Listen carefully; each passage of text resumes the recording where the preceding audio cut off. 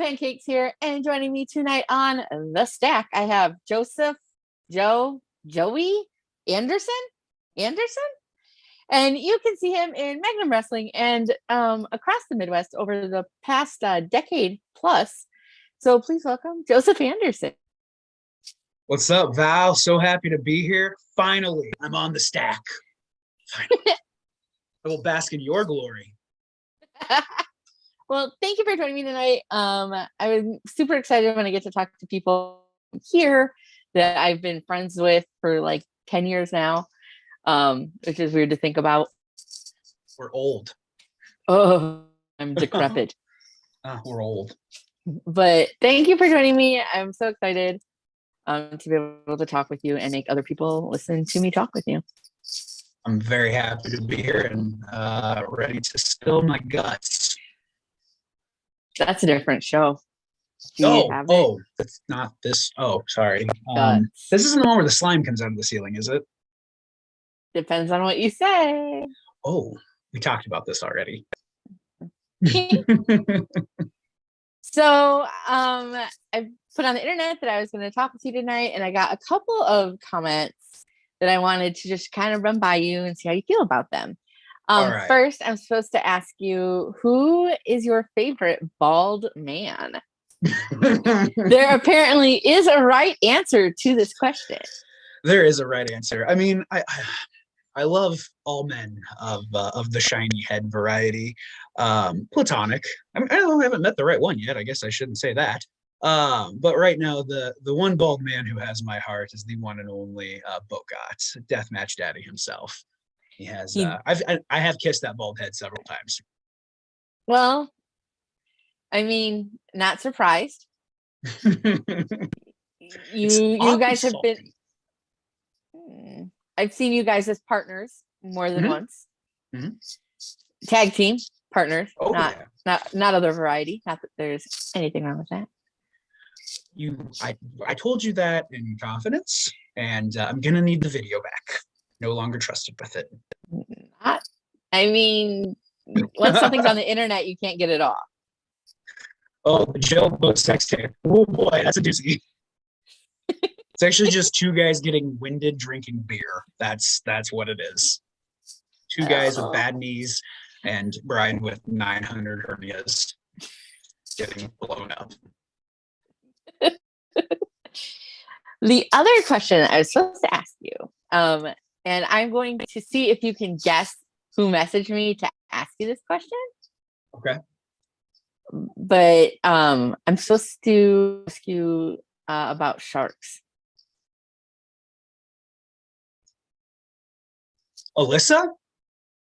We have a rule. You do not stalk me in this part of my life. Okay. Yeah. You want my honest thoughts about sharks?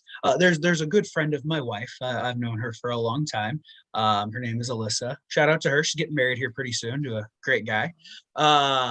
However, we both have a love for Finding Nemo. I love Disney movies. I will fully admit that when Frozen came out, my wife and I were the only two adults without children in the movie theater. I love anything cartoon animated. However, Finding Nemo, she really supports sharks. She believes that sharks are just misunderstood members of our aquatic society.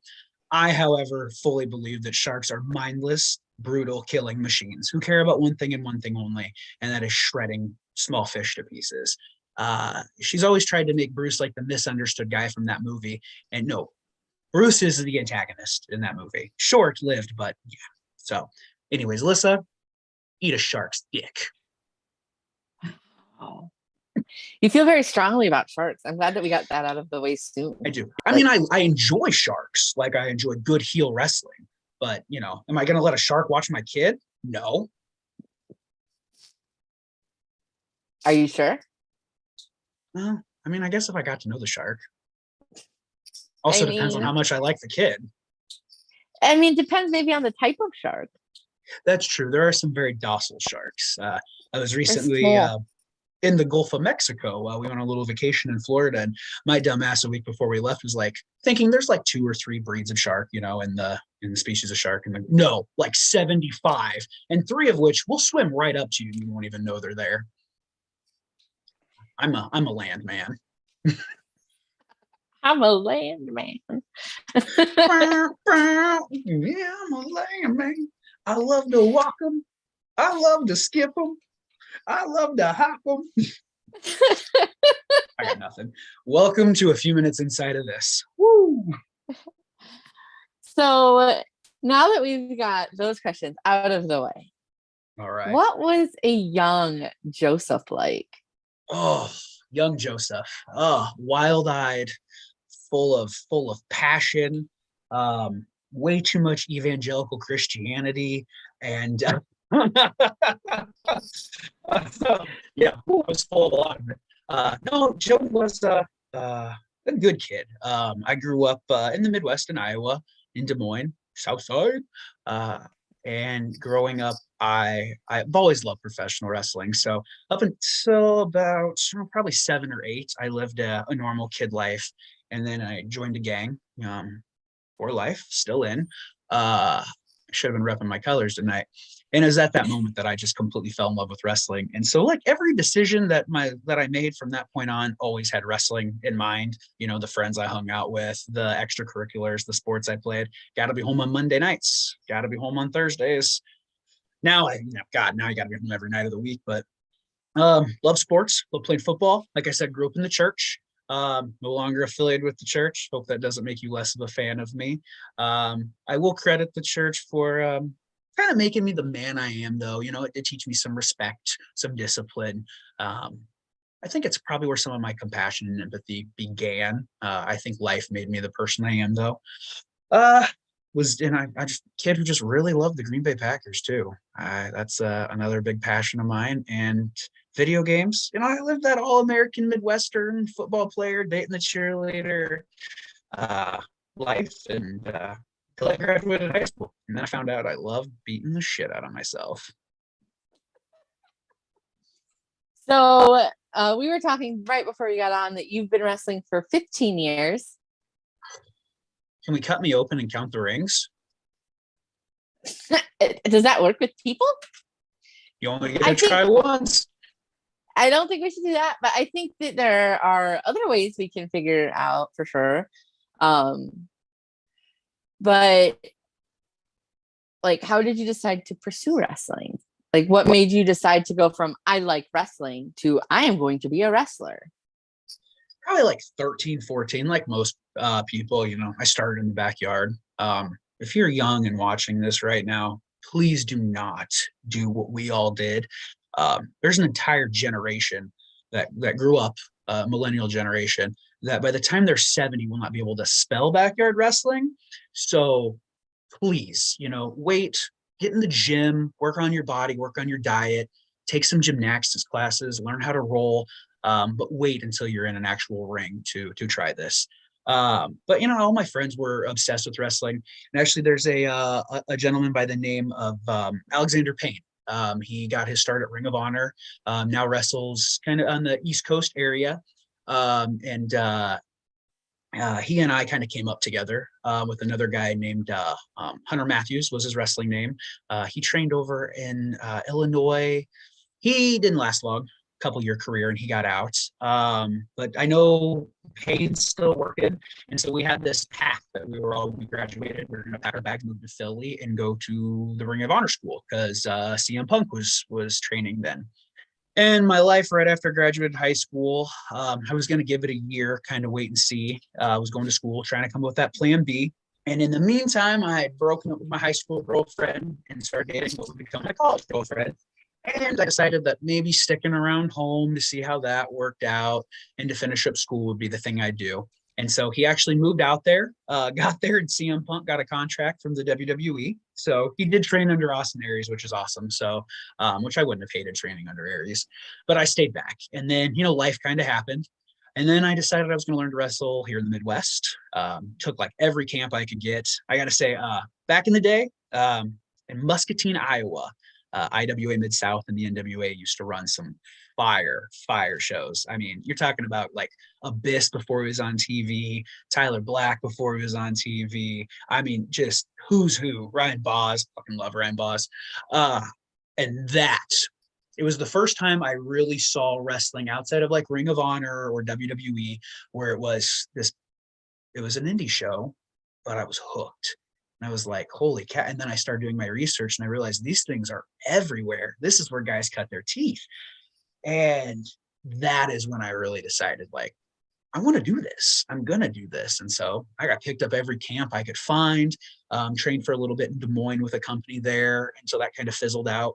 And then I made my way to Omaha, found Jason Strife, and here we are.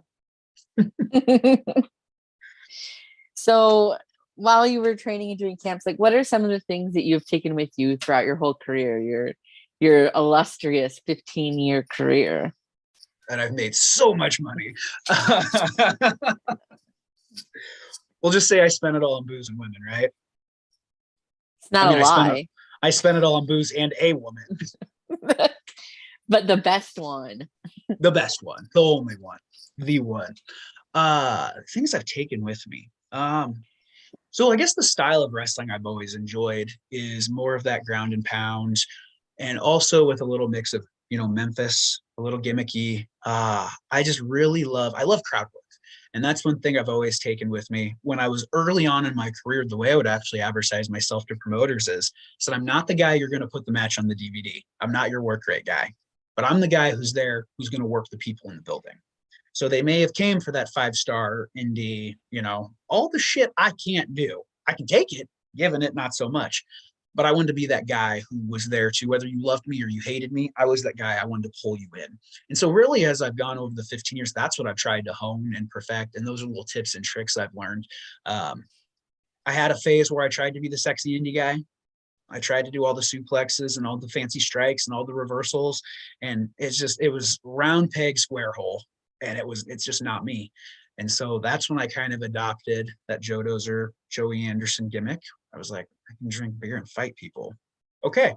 I had to think, if I were really going to put myself in a fighting situation, I'm going to go to a bar, I'm going to get drunk, and I'm going to fight.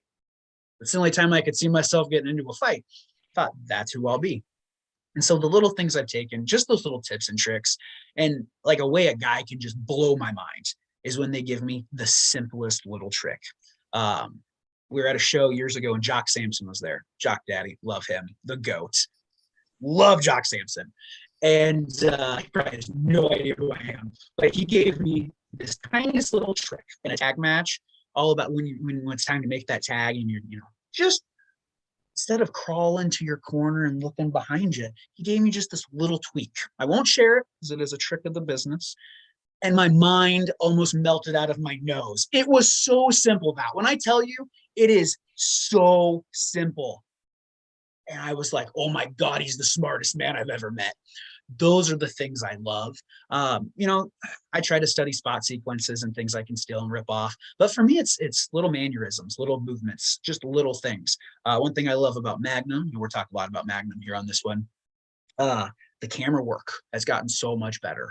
The production is phenomenal. Logan Davis, keep an eye on this guy. If this guy should be exclusively making money just by producing wrestling. He is that good. But now I'm noticing as the camera hones in on my face, what are my facials doing? What are my eyes doing? What are my mouth doing? And I've noticed one thing from this though. I do this the entire match. Like that is like my brain thinking thing. And I'm watching back one of the more recent shows, and I got a kid in the chin lock, and my tongue is just inside of my mouth. And so, as a kid, I was diagnosed with Tourette's, mild Tourette's. I was very twitchy as a kid, and it's something back when I used to play football. People thought I was a psychopath because I would never feel it, but my teammates would be like, inside of my helmet, it was like my face is just on fire. And it's gotten better, more controlled as I become an adult. But I think when I'm in the ring, I kind of lose control of some of those clicks and ticks. So that's something I'm working on too. Better ways to tell stories and better ways. Right now, exclusively working as a heel, I'm always looking for ways I can make guys look better. That's what I want to do. I want the guys that I'm in the ring with to come out of this thing. Let me get my heat. I'll get my heat. But in the end, you best believe I'm counting lights for you because we're going to shoot you to the moon. I appreciate your crowd work. It makes me laugh pretty much every time. You at the last show that you were at, and I think that we were both at, you told some kid you were going to wrestle for another 10 years just so that you could kick his ass when he's 18. me and this young man, we have a feud going. Yeah, bring your kids to shows. I will remember them, and I will pull back things they have said to me from months before. My brain works okay like that sometimes. But yeah, this young man, Still. he's got a mouth on him. But yeah, so don't tell him this, but I don't know if I can keep that 10-year commitment, but we'll try. Come out of retirement when he's done for wrestling in his first match.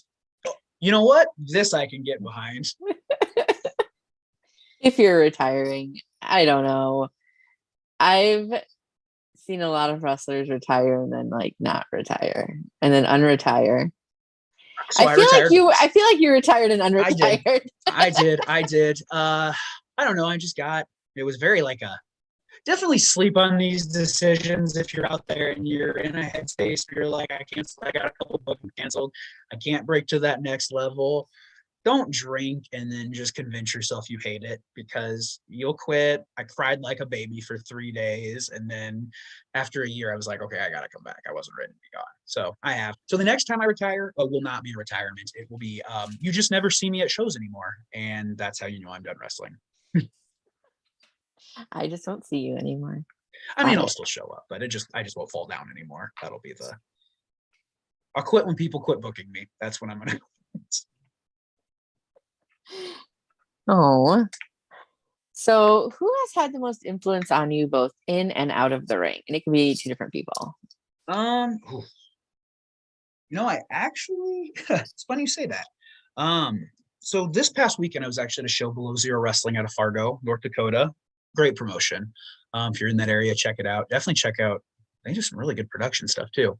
But they had Eric Bischoff as a guest at the show.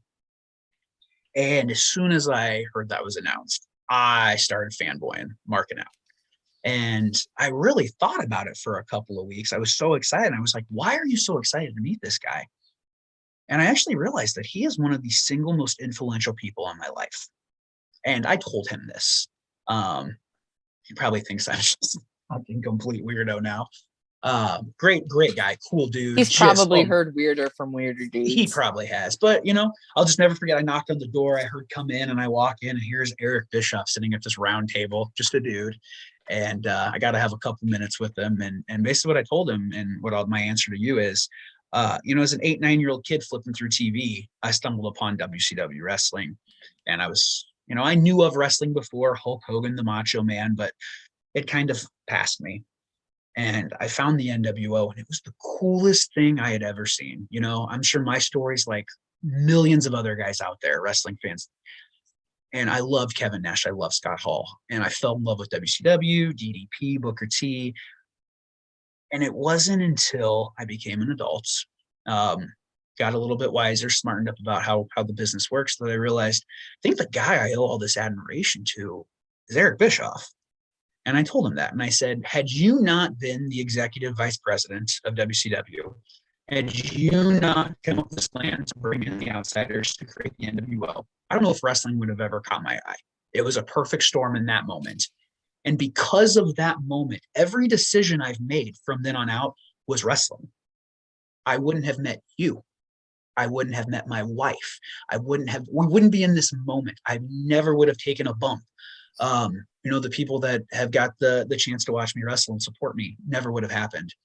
And I told him, I said, had it not been for you in that creation, in that moment, I don't know what my life would be like today. Even the job I have outside of wrestling, which I'm not afraid to share, I'm a registered nurse. That was my plan B. It was a good plan B. I could travel, go anywhere, do it. And so I have to say, outside of the ring, whole influence, Eric Bischoff's probably one of those guys with some perspective. Now, the guy in the ring that made me go, I'm doing that, Stone Cold Steve Austin. Hands down, no questions. That's my dude. It's everybody's dude. Austin, definitely one of my biggest influences. That guy, I love him. Aw. I hope someday, have you ever met Stone Cold? I have not. He's on the list. I hope someday you get to meet Stone Cold and tell him all of this and maybe give him a hug.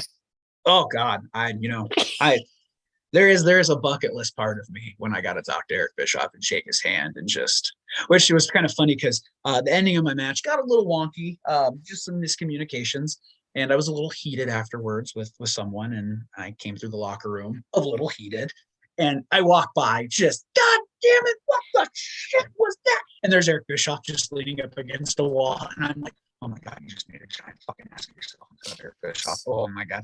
So part of it was I went to apologize so he doesn't think, goddamn local hothead indie superstar out here. And like, it's not me, man. I'm sorry. I was very excited about this match, and it didn't go quite the way I wanted to. So, Aw. I'm sure that the people there enjoyed it regardless. oh, they had a good time. Great show. Great crowd. So what do you see as your future in wrestling? It's a great question. Something I point. ponder a lot. Yes.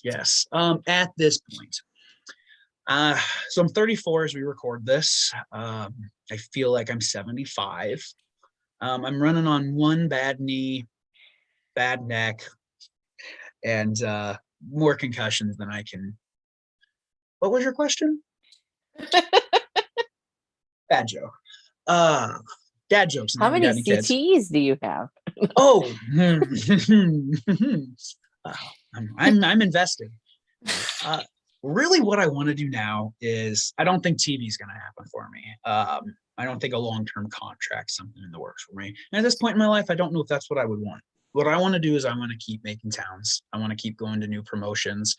I want to go where I can pass off whatever little bit I can. Right now, I really want to work with young guys. I want to put them over. I want to get them and teach them, you got all these flashy moves and everything, but let's slow things down and let's sell. Let's work. Let's walk and talk a little bit. That's what I want to do. I'm not looking to have the match of the night anymore, but I am looking to be the guy you go home and you're like, I really fucking hated that guy. Like, that's where I'm at. Because the more heat I can get, and that's what I can place onto somebody else and help them get over and advance them, their career in that market. So that's just what I want to do. I want to keep going to new places. I mean, there are some promotions that are on my list, but by no means am I saying I'm not trying to get to a certain level. None of the places I think I want to get to are going to sign me to a long-term exclusive contract. However, there are a couple of promotions in the Midwest, Chicago, Minnesota, that are first on my list. So yeah, there's still some places out there that for me being able to work there is for everybody else, I don't really care what they think. To me though, it's an attaboy. It's you set a goal, you saw it through, and you did something that people thought you'd never be able to do. And honestly, my career at this point is that. My very first match, I basically got told, this ain't for you. You look like shit. You don't know what you're doing. And we're honest feedbacks. I didn't know what I was doing, and I looked like shit. But I've always used that, just that motivation of you can't, you won't. And yeah, I may not have hit every goal I set forth, as an 18-year-old kid, but life happens. But I'm having fun. I'm making friends, meeting awesome people. Hopefully somebody's getting a kick out of this. And I'm just going to keep doing it till the wheels fall off. I mean, I didn't accomplish everything that I thought I would when I was 18 either. But to be fair, 18-year-old me was a dumbass. So, as was this 18-year-old me. Yeah. I wish I had the mentors I have. The mentors I found in my late 20s in wrestling, I wish I would have had them at 18. Just career trajectory, decisions you make, everything would have been a little bit different. And even some of the people who are mentors to me now, they were coming along with me. So they always knew more than me, but now they're at a point where they're like, God damn it, I wish somebody would have told me these things 10 years later too. So it's, but it's been a ride. I have no regrets. So what has been your greatest achievement in wrestling to this point? And that can be like a title that you had or some specific matches or whatever, whatever greatest achievement means to you. It doesn't have to be like a tangible thing necessarily. Greatest achievement. That is, you know, I will say my first one is probably definitely Magnum related. I never thought of myself as a guy who was going to be the main event. Never thought of myself as the guy who you were going to strap, who was going to carry a product or a promotion for however long. And I will never forget when I found out that I was going to win the title at Magnum, and pin Carlito for it. You know what I mean? Like that is probably my fondest memory. Like if I can remember it. And it was a wild night because I was in the opening match in the 6-man tag, guns and beer, and I got pushed off the top rope. And I went to just take the apron to the floor. But when the guy pushed me a little too hard, missed the apron, hit the bell keeper's table, and my back of my head bounced off the bell. I hit the floor. I woke up in the back puking on myself. So I'm like, this is not the night for this. So just to go from literally standing outside throwing up to hitting the ring, and I had the piggy in the bank. So you don't follow Magnum Pro. It's money in the bank, but it's a piggy, cute little purple piggy bank. And you go and you cash it in. I hit that ring so excited that as I slid in, my hands just let go. And I, in slow motion, watched this pig roll across the ring as I am army crawling towards it, fall out of the ring and shatter. And I'm like, my brain goes, you blew it. Your one moment, you blew it. You're done, kid. And the referee looks at me and goes, I guess you're cashing in, huh? I was like, okay, yeah. And then boom, boom, boom, boom, boom, roll them up, 1, 2, 3. And it was incredible. And for me, why that's so important is just because, again, I'm very self-deprecating. And I've had mentors tell me to stop, to have, to view myself the way other people's view me. And I wish I could. That's my greatest goal in life, is to view myself the way the rest of the world does. But that was the first time where I really felt like someone trusted me. That to me was an accomplishment, that they went, this kid's not going to fuck up. We can trust him to be the last guy on the show. And some other promotions have done that for me, and I'm always appreciative of that, because it's a vote of confidence in, one, my reliability, and my ability to perform and help their promotion succeed in that area. So those will always be fond to me. And then trying to think of just anytime I get to go to a new promotion, to me, that is an achievement. And that's something I remember. I always remember my first match somewhere. I may not remember my third or fourth, but I will always remember my first, because it's a new place and it's a new person who has said, here's my hard-earned money. Take it, perform. I trust you. And then when I get an opportunity to come back, that's nice too. Aw. So, yeah. And then beating Bo got up in a Taipei death match, probably my favorite match. You just to touch on that, just ever so briefly, you've done a couple of hardcore deathmatch type matches. Recently for Mid Death Pro out of Des Moines. I would say match of the night that night. Thank you. It was my favorite by far. That honestly is one of my favorite matches I've had in the last few years. That was physical. That was physical. And I love physical wrestling. Terrifying. That's a good way to put it. So what about deathmatch wrestling is, or like that more like hardcore style with weapons and other items? What draws you to that? I love violence. I'll be honest with you. I love violence. It's probably my childhood coming out there. There's that Indian evangelical Christianity showing through. Actually, what I do love the physicality of deathmatch wrestling. Now, my style of deathmatch wrestling is a very strong style mixed in with some fun. At that show, when I do death matches, I try to be different. I know I won't be the guy who's going to do the holy shit spot of them. I like to think I'm relatively attractive. I mean, I know I've got scars and this big wrinkle through my forehead. Um, but I just my moneymaker, and I try to protect that. And I don't mind sharp objects, but I like things I can control. There's certain elements in certain matches, and those guys have, oh my God, my admiration. Glass, barbed wire, fire. I can't control those. I can control thumbtacks. I can control blood. I can control physicality. Guy hits me too hard. Hmm, we'll set the tone. Those are the things that I can control. And I love blood. I love blood. I love making people bleed. I love my own blood. Buckets and buckets of fucking blood. I love it. I love it. Guys, I love blood. Oh my God. It is, to me, it is the ultimate aesthetic. It is you want to turn the violence up to 10, pumping blood. And I'm not talking like I don't want a little bit of, oh, he busted his eyebrow, he's got a bloody. No, I want blood. I want the crimson mask. I want the Muda scale. And actually, at that show, I don't spill too much, but I have the honor of having a hand in someone for the first time in their career experiencing that. And oh my God, I loved every fucking second of it. Just, I don't know. I mean, maybe it's a little bit of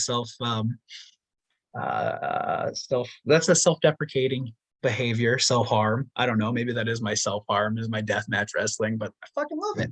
And it's also a challenge in a sense where, like, the mid-death pro, what was different about it was every match was a death match.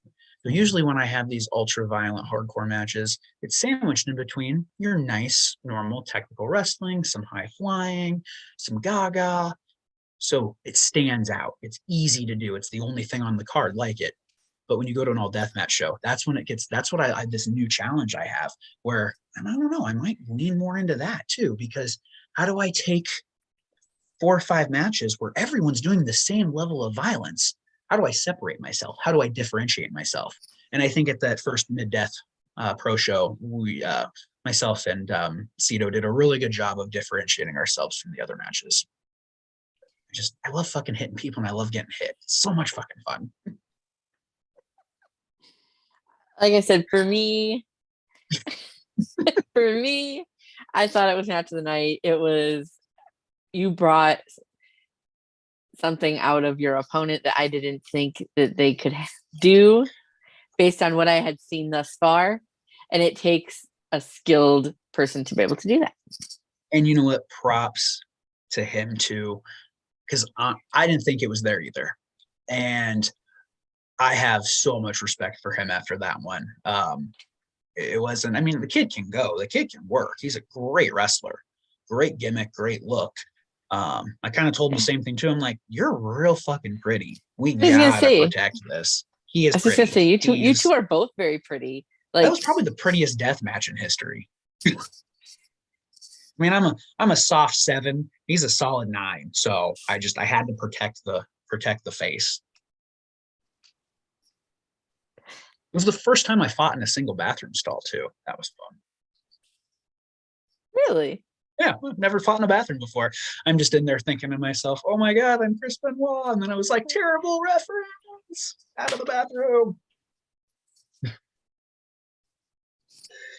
And if that means if I'm calling Cito the Taskmaster, oh God, I don't want to do that to him.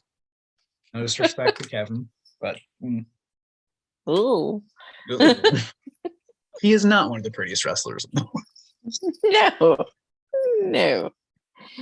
So on the flip side of your greatest achievement, though, what has been the greatest obstacle that you've overcome in wrestling so far? My lack of athletic ability.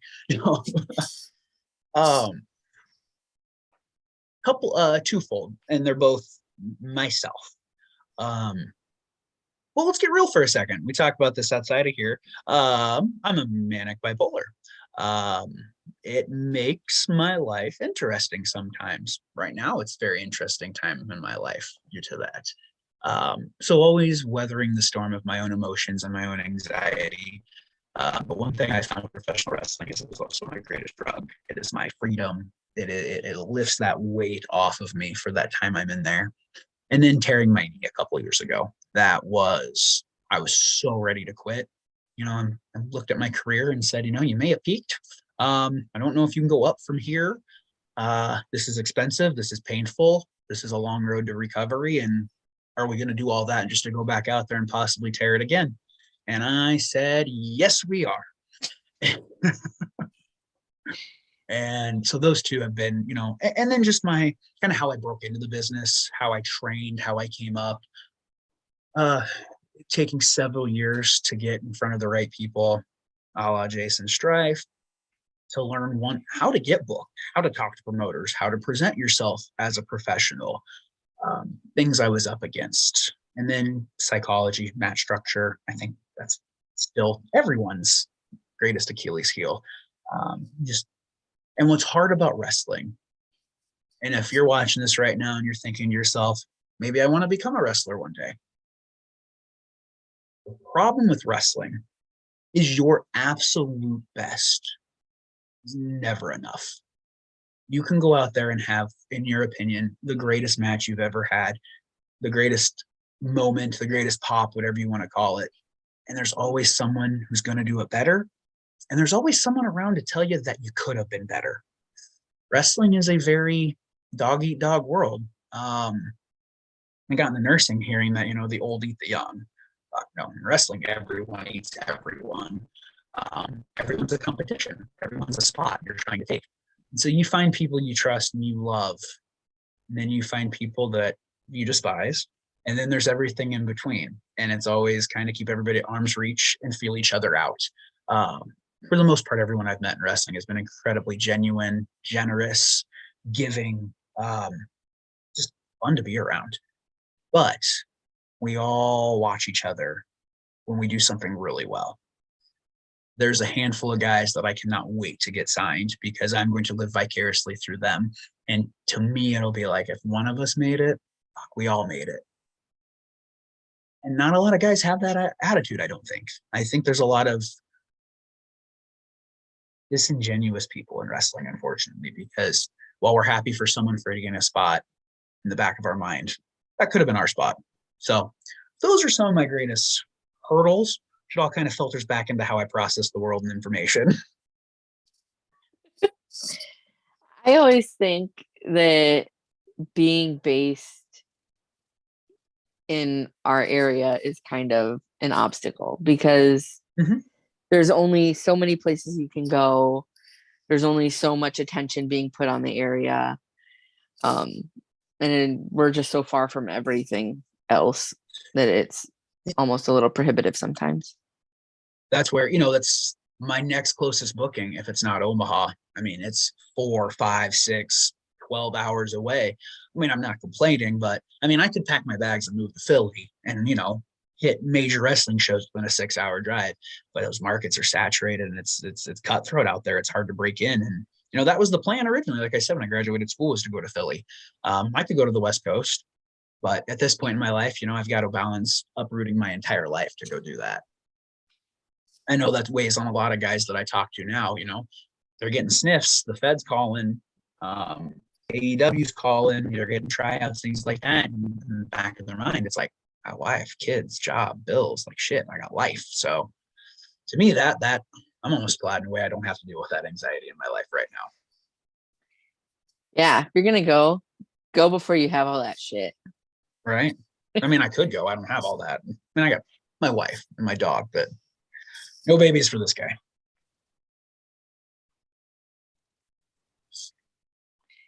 I mean, are the same. But I love kids. Bring them to the shows, buy my merch, whatever. Bring them to the shows. Let me insult them. Yeah, let me insult them, threaten them, insult your parenting. Come on out. It'll be a good time. They'll remember it forever. I guarantee it. They'll come back and get you later. And that's one thing I love about actually while we're talking about that little kid. I love wrestling for kids. If I could, I had this conversation with someone the other day coming home from a show. Like, if you could wrestle for 1,000, like, smart marks, you could wrestle for 200 kids. I would take the 200 kids every freaking day because it's going to be easy and it's going to be fun. And I guarantee you they're all going to leave and they will remember those interactions the rest of their lives. Because I do. I remember every time a wrestler yelled at me when I was a kid. And you're coming for them. I'm coming. I'm coming.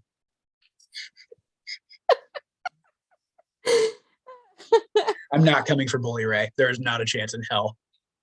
Sir, I was in the wrong. You were in the right. I apologize. So you're calling out Bully Ray on my podcast? No. I like my asshole in the position it currently is. I don't need it to be over my head. No, I was a shitty little kid with my shitty little friends, and we said shitty little things, and we thought we were so cool. And then Devon and Bubba Ray, Jesus Christ, got this far from my face and just, oh my God. Yeah. Note to self. Yeah. Note to self, don't show up at indie shows with things you've read on dirt sheets because it might be true and people might be upset.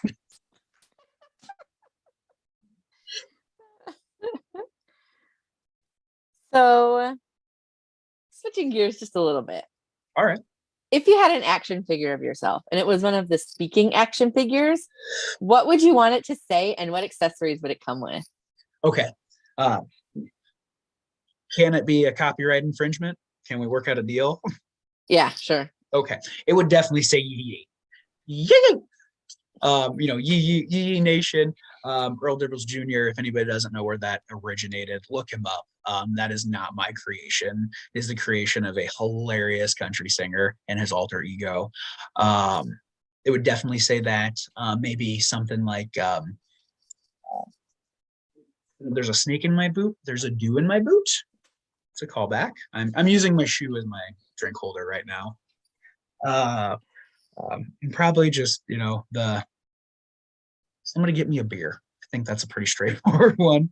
And then it would have definitely the curling motion. That's all it would be. Just have the little lever in the back you push and it just brings, shittily brings a can up to the mouth. That's what it is. So your accessories, would that be a can then? Oh, absolutely. Can of beer, bottle of whiskey, and probably a pillow. I like to nap. You do death matches, but also a pillow.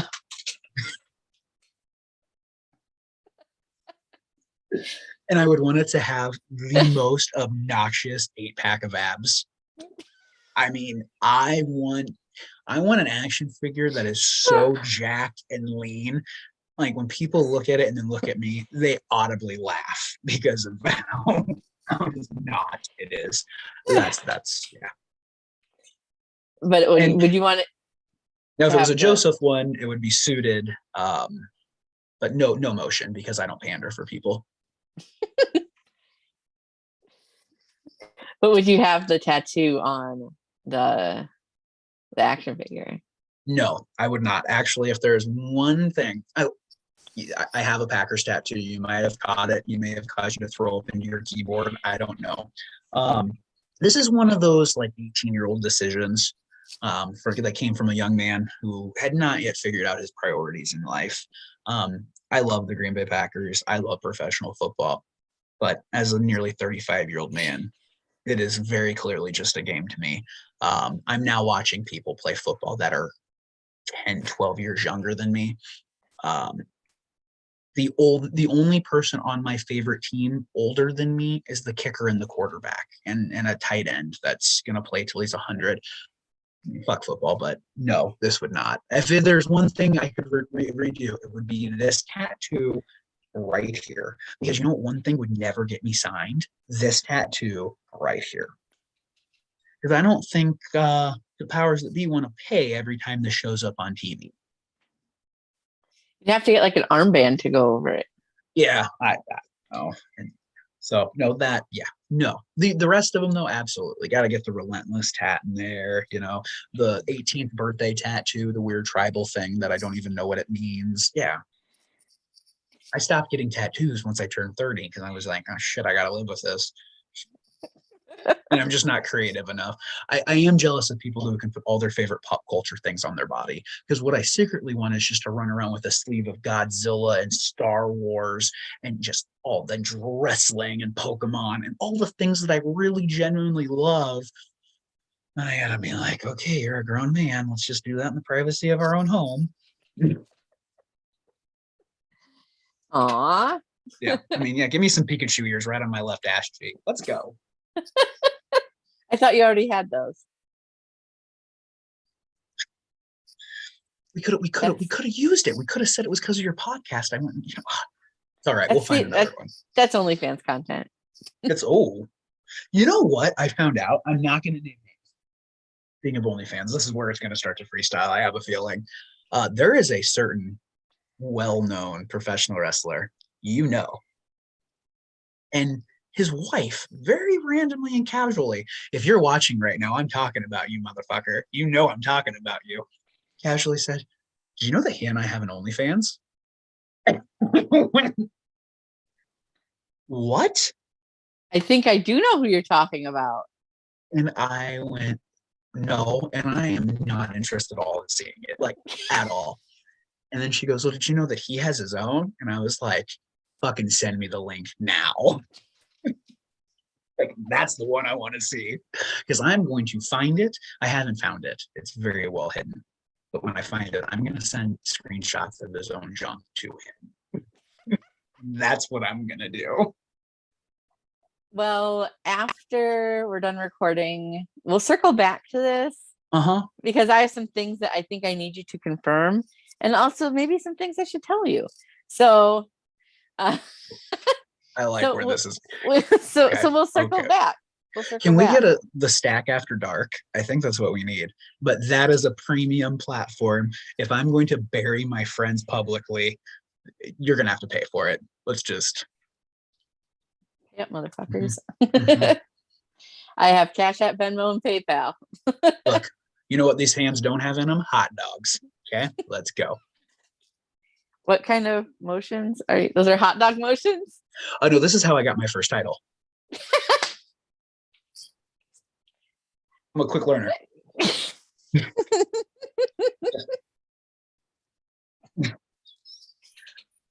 No. Not the money shot. What? Yeah, no? I did, and it's weird. My uncle had nothing to do with professional wrestling. I still, this day, I don't get it, but whatever. Joseph. You're loosening me up. Hey, that's not my job. You'd be the best fluffer there ever was. Because I'm very fluffy. So, moving right along. This is where I derail your podcast, by the way. Brilliant. This is the stuff that I would like to think people enjoy listening to. Mm-hmm. The off the cuff, like random strange things with random strange people like yourself. Oh, the strangest. That's why we get along, and that's why I like you, and that's why we've been friends for 10 years. Absolutely. That, and you legitimately give the best hug in all of professional wrestling. It is. If you're a professional wrestler out there and Val comes to you and is nice enough to say hello and spend her money on you, give this woman a hug if she's okay with it, because it will be the best hug you've ever gotten in your life. Like, I go out of my way to find Val at every show and give her 2 hugs. Hello and goodbye. Aw, bless. I enjoy your hugs, Joseph. I'm a hugger too. And a bald head kisser. So, would you rather go back in time and wrestle yourself for your first match, or go forward in time and wrestle yourself 5 years from now? Oh my God, that is wild. Shit. Past. Because in 8 minutes, I could teach that kid more than he's going to learn in the next 3 years, legitimately.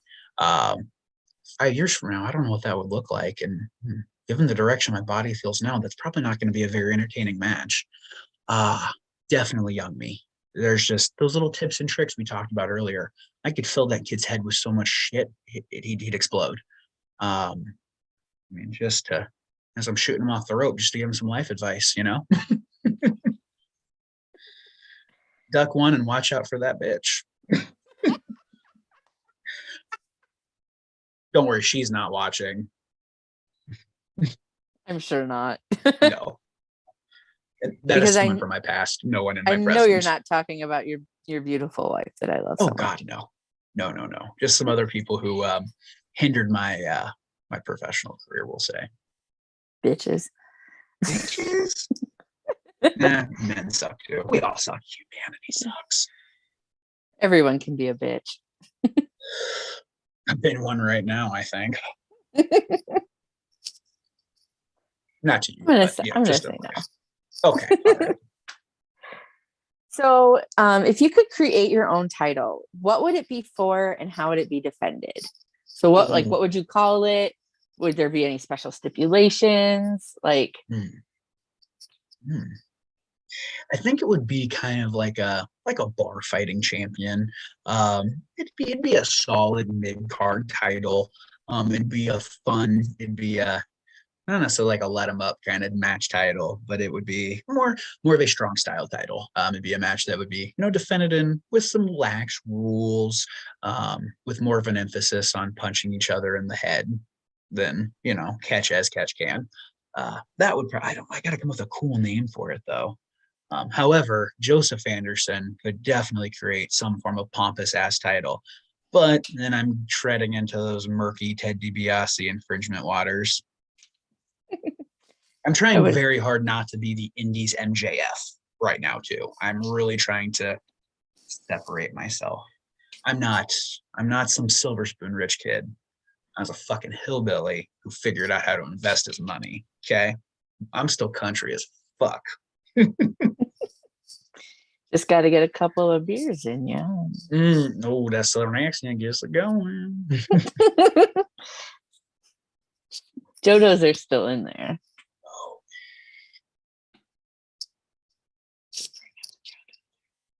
Joe Dozer is the guy I want to be, and Joseph Anderson is the guy I need to be.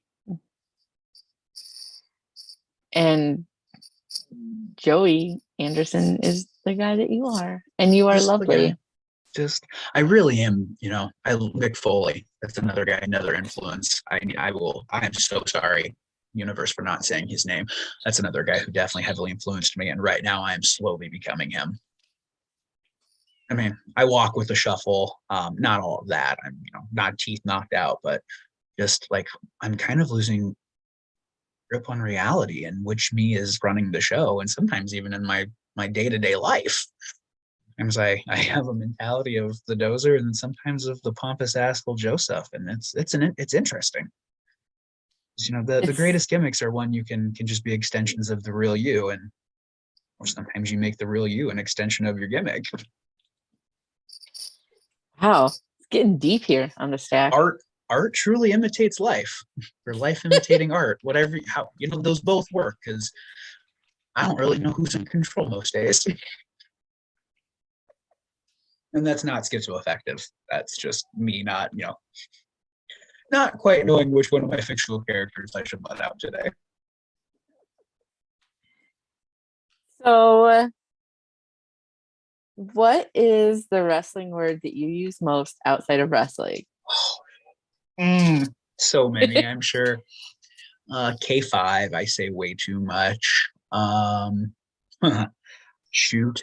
You shoot in sentences where people at work now know what shoot means. Heel. I describe everything bad in the world as being a heel, which I think that term is universally known too through literature, and it was a very common term 100 years ago. What are some other ones I use? Gimmick. I say gimmick a lot. Especially like if I'm trying to describe something, they just go, the thing, the gimmick. I will be like, the toaster? I'm like, yeah, the fucking gimmick. Or I want to, fucking gimmick. What's like, a pop, like just shit like that, random things like that. Yeah. So that question I ask everybody. I most often hear the word gimmick, by the way. Part of me wonders it's because if y'all got hit in the head so many times, you just can't describe shit. So you're like, gimmick. 100%. Yep. But also, you inspired that question. In me and you, and probably Danny and Michelle, were walking out of some random bar we did a show at. You're the sober one. You need to remember the details. It was last summer. The beer garden. Yes. We're getting there. Oh, wasn't in that place. Yes, but I know what you're talking about. Yeah. We were leaving and we were just all like talking, but we were all using wrestling words. And I was like, man, I use way too many wrestling words outside of wrestling. I'm not even a wrestler.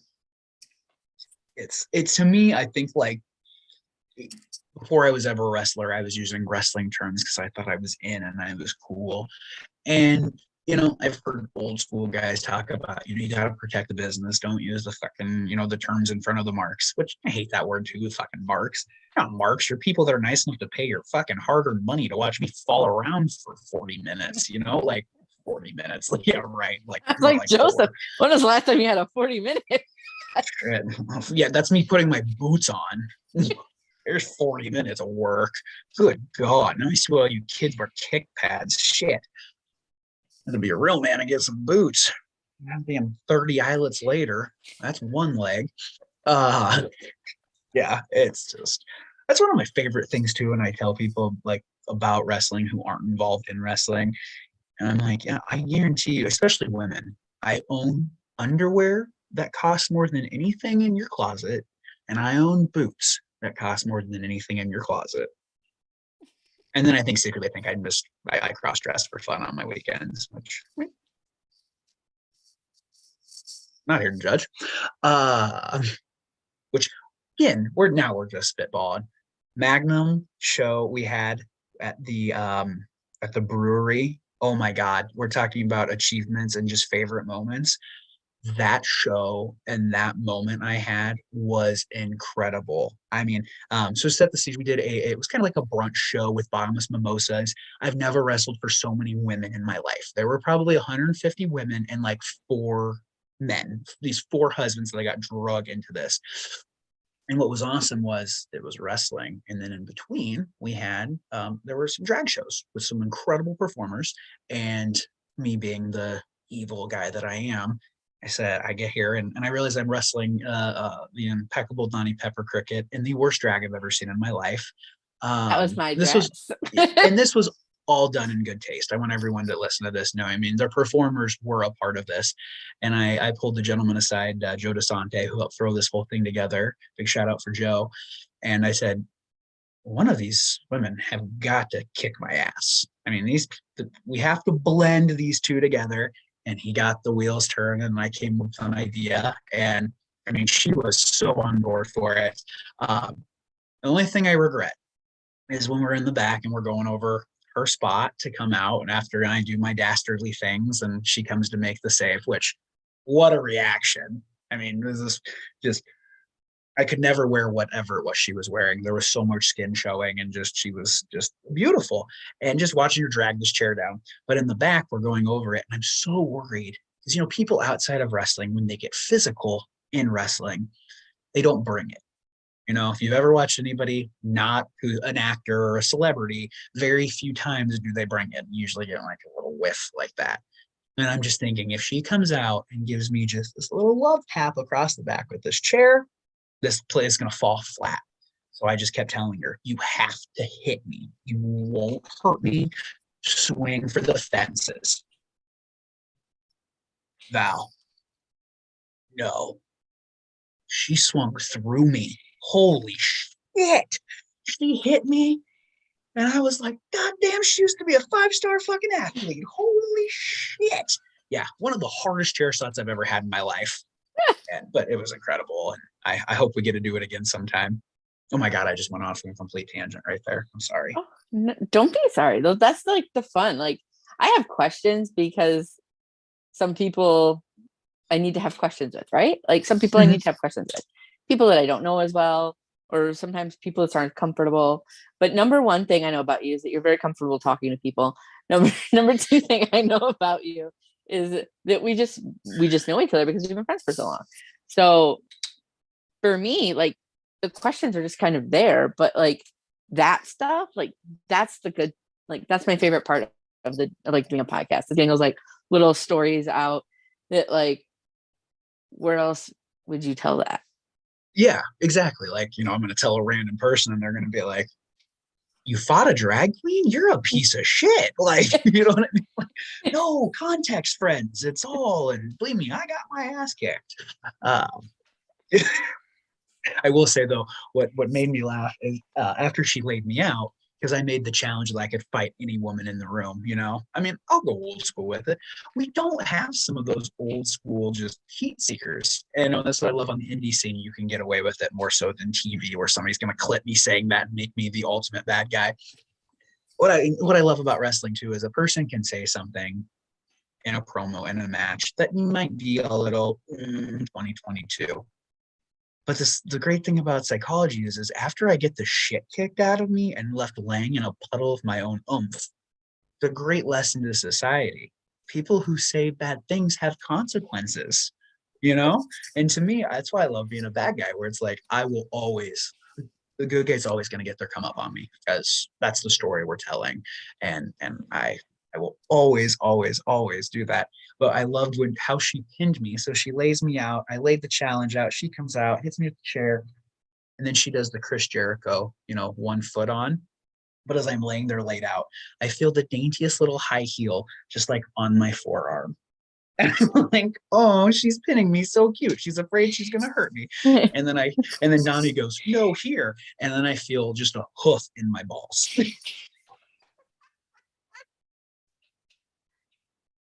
It's like, we're corrupting people. That's what professional wrestling is doing. We're corrupting people. I mean, you do it now. It corrupted you. It did. And we're just passing it on to the masses. I mean, hey. Yeah, I did. Yeah, I will pass it on to the masses. But if you're 16 and you approach me at a show and you ask me, what do I do to become a professional wrestler? The first thing I'm going to tell you is don't. So because of that, you just don't want those young boys to take your spot. My fucking spot, Val. They can do flips and shit. Have you seen it? It's wild. God These damn kids. Back in my day, there's like 6 guys doing flips. Now there's like 6 guys throwing punches. Fuck. Get off my wrestling lawn. Oh, so we kind of talked about this a little bit earlier, but you live here, so you're driving to go to shows most of the time. You've been wrestling for 15 years. You've been driving to go to shows the whole time. It's been driving to go to shows. Just driving. So what do you like to listen to when you drive? Oh, yes. Now we're talking. So my music taste will usually be dictated by kind of my state of mind. I'm a metal guy though. New metal, death metal, all the metal. I love metal. I grew up listening to emo music. I think musically, this explains to Wrestling Connection. Like the first bad CD I was ever allowed to buy was Limp Bizkit, Chocolate Starfish. Obviously because of My Way. And I'll never forget my mom. I was in like the 7th or 8th grade and I had that thing on and I'm just running through the house and she's like, okay, I will take that if I ever hear you say that shit again. I was like, okay, I have to contain this. This has to be private, just me. And then like from there, it was really, my music taste was reflective of like what was going on in wrestling at that time. So like Drowning Pool, wrestling really introduced me to metal. Now, I'm not in like, if I'm in a bad mood, we'll do some like heavy death metal. But just, a little emo, a little metal here and there. Band specifically I'm listening to, Falling in Reverse. Asking Alexandria is like my go-to right now. And I like a little bit of, it's a little bit of that poppy punk. I love pop punk. My stuff. I just have like a personal distaste for Falling in Reverse because that's Ronnie Radke, yeah. Frontman's not the greatest, Yeah. That's putting it one way. I used to scream, rooftops at the top of my lungs back in the day. What was that band? And then from the Lost Prophets, and then you're like, oh my Big god, I can never sing that again. Bad. Yeah, I heard that in a Burger King once. And I was like, oh no. You really want to know like my go-to band? Like, yeah, the army I belong to, Hollywood Undead. I fucking love Hollywood Undead. They are, I know. That's actually my wife and I met because of a Hollywood Undead concert. I just love that like fucking angst. I don't know, just You know, I will not shit on that simply because so I've seen Hollywood Undead a couple times. yeah. And one of the times I saw them, it was because a band I was friends with was opening for them at the time. So after the show, like I was hanging out with my friend's band and like Hollywood Undead. And some of the nicest band guys I've ever hung out with. Like I've never heard I think the guys that lyrically come across as just these wild assholes. Yeah. It is. They're just Uh-huh. it's a gimmick, guys. It's a gimmick. You know what I mean? They're not, yes, that maybe they're thought, but we always take things a little too far sometimes. I think they exaggerate who they are as real people. Bring Me the Horizons, one I'm listening to a ton of right now. Really, yeah. It's my thing. Asking Alexander is probably like they're on repeat right now.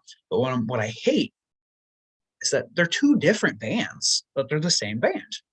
Because even the style of music is as we bounce through lead singers throughout a couple different albums, I want to go to a concert and I want to get the Black, but I'm not going to get the Black album because that's just not, I guess, I don't know. I've never seen them live. So I'm really curious to see like what they play when you go to see them live. And then I love anytime I can get like a feature and find like was it the Nova Twins? I found them through a Bring Me the Horizon collab they did. And so I'll listen to them every once in a while. Kind of into like female metal right now too. I think that's awesome. Sleeping with Sirens is another one I really enjoy right now. Just trying to think things. I'm terrible with names and faces too. Slipknot, Disturbed. Obviously, my OGs of metal. I'm from Iowa. I don't like fucking Slipknot. I might as well leave. You did. Yeah. Papa Roach. Papa Roach is another big one. Big influence on me early on.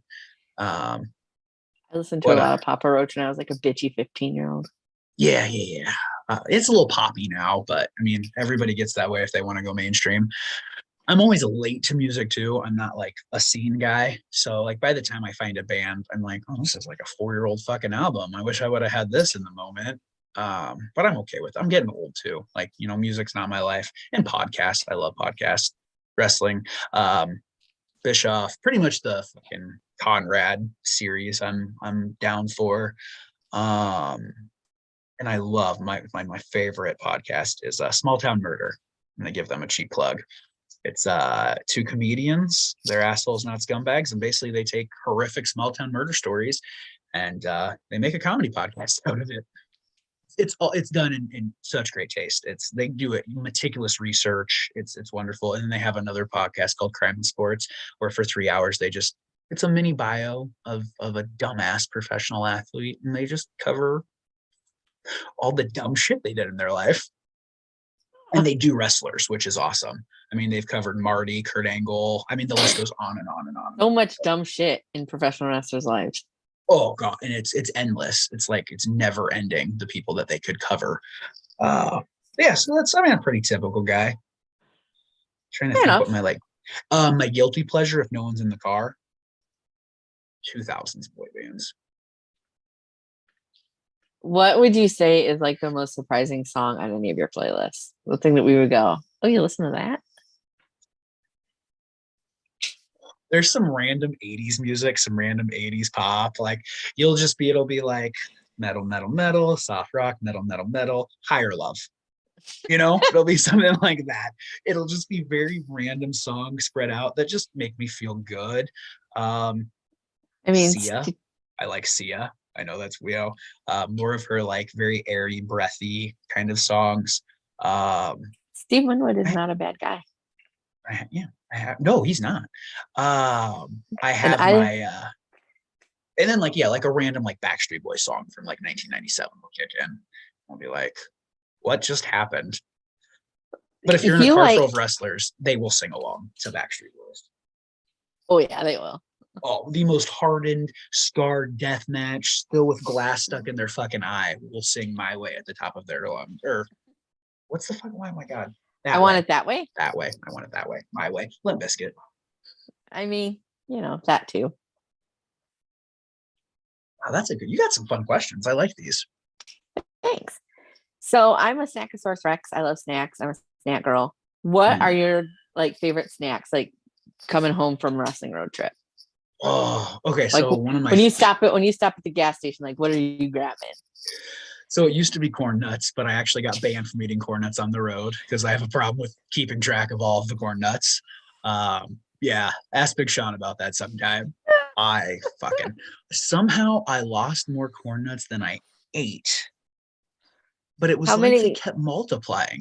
Like it was weird. It was like the corn nuts were reproducing in his back seat. There's no like a normal bag would not have contained the amount of corn nuts that were in his car, and I still ate some. So, other than that, I love cheese. I fucking love cheese, meat sticks. I'm a big like you give me a Slim Jim, like oh yeah, I'll be on the toilet for 2 hours afterwards. But I'm not a sweet candy guy. I like chocolate though. I have a horrible sweet tooth and baked goods. I love to bake. It's actually one of my side passions. I love to bake. I'm a decent cook. I'm okay. I love to grill. I make like 4 or 5 things really well. But I get frustrated when I cook something that doesn't come out right because I'm kind of a perfectionist with that. So, but baking, I love baked goods, cookies, cupcakes, cheesecake. If gas stations sold cheesecake, it would be fucking game over. And I find some along the road that do. And then I have to question whether I'm going to eat it or not. But there is a specific gas station on our way from Omaha to any show north, south Dakota, hitting Canada, and it's a Pizza Hut, Subway, Cinnabon combination gas station, and it is like it's a ritual. We have to stop. I've actually had guys shoot mad at me because I drove past it. Where is it? The whole trip. It is in. Is it Vermilion?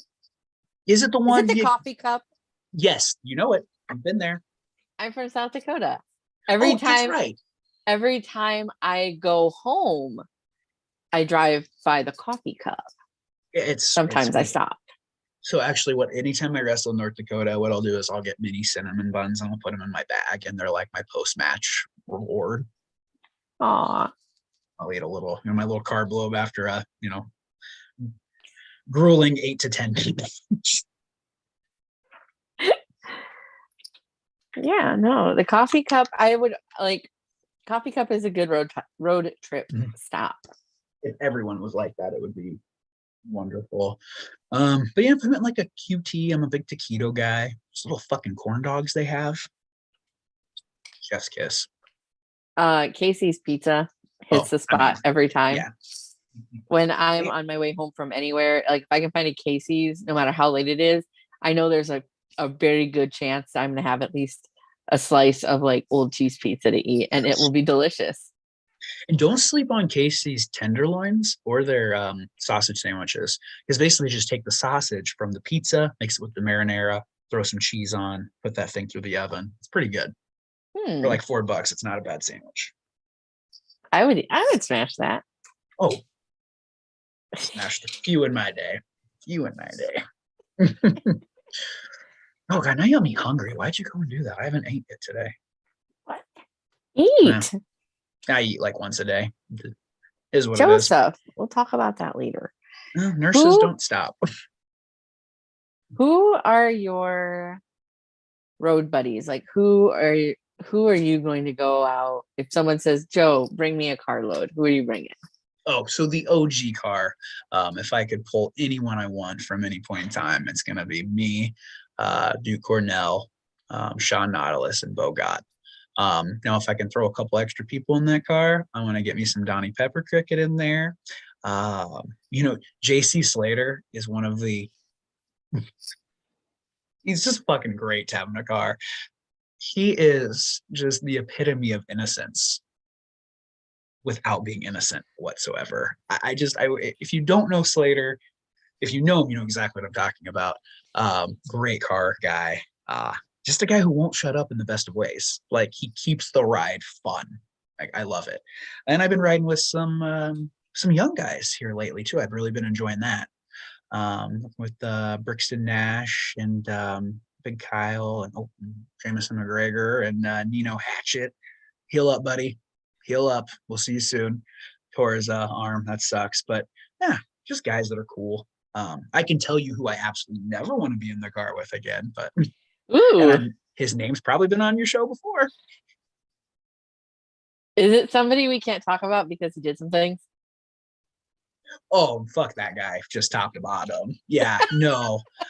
Which is weird you brought him. I found like it was like a Facebook promo back in the day when I used to do those things. And it was me referring to this person. And it was right after we did a certain angle where things were very personal. But when I read it, the context would have fit any situation. And it was like, you fucking piece of shit. And I was like, I had to stop and I was like, what was this about? Did I publicly? And I was like, oh, okay.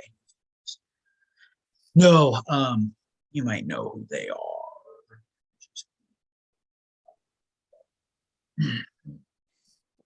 Everyone who saw that knows exactly who I'm talking about. Brian and I talked about him, I think, when you had Brian on. I was dropping some breadcrumbs for him. Let's just say young wrestlers. Word of advice. If you get in the car with some guys who've been around for a little bit, it's because they liked you. If you can't pay for gas, make sure you say that up front. Doesn't bother me. I'm comfortable at this point in my life. I'll cover you, man.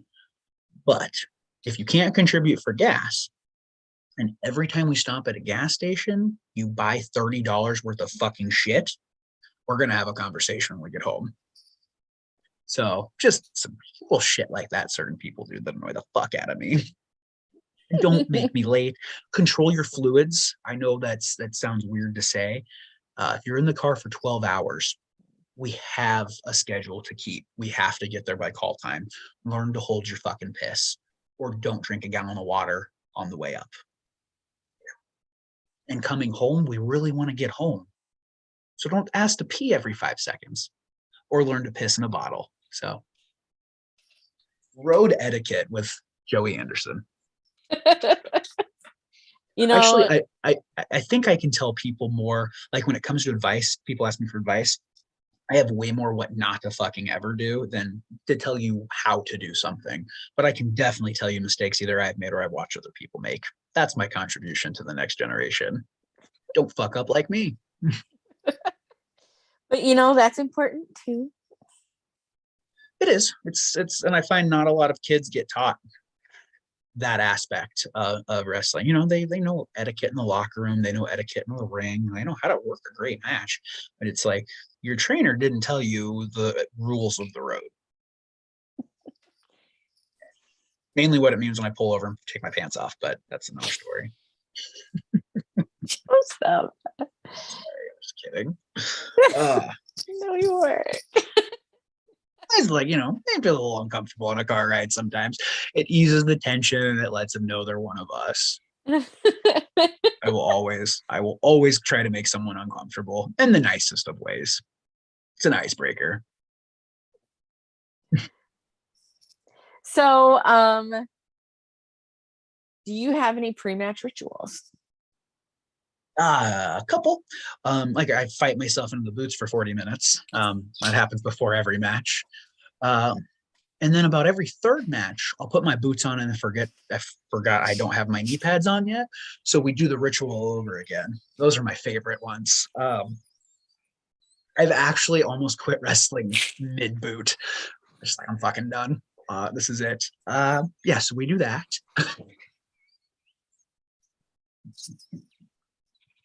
Yeah. You're ever sitting in a crowd and you hear an audible "God fucking damn it" from the locker room, it's because I forgot to put my knee pads on first and I have to start all over. Just put them on over your boot. Goddamn boots are fucking huge. Tiny ass knee pads to keep my knees from falling apart while I wrestle. So after that ritual,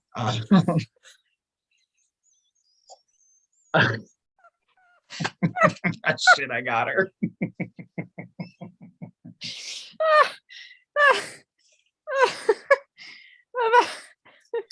I wish I could say I'm making that up too. That is not. I fucking hate my boots with a fucking passion. every now and again, and it seems to happen more with people that I know fairly well. Somebody will get me going, and I just can't. I just have to stop.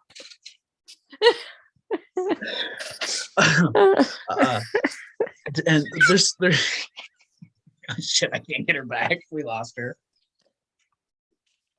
Just take it.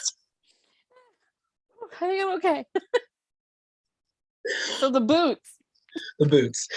After the boots, I always wear the same socks. I have the same. I wash them every time I wrestle, but I have the same. They're my good luck socks. Basically, my rule is I wear the same pair of socks until I tear my ACL, and then I throw that pair away and start a new pair. So we're on my second pair of lucky socks. They're lucky till they're not, is how I look at it. It's two mismatched Packer socks. What it is, it's actually the other pair I used to wear were a mismatched pair of socks. I threw those away and then replaced them with the mismatched pair that I had left behind. Because I'm cheap too.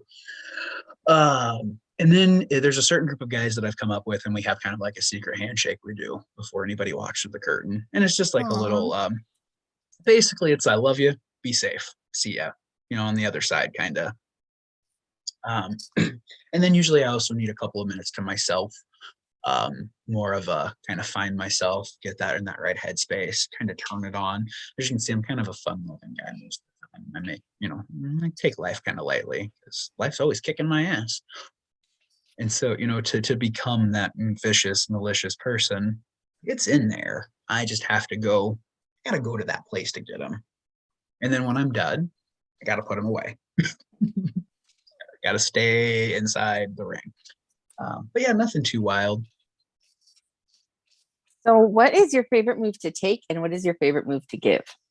Ooh, favorite move to take. When I was young, I would tell you any kind of high and tight suplex.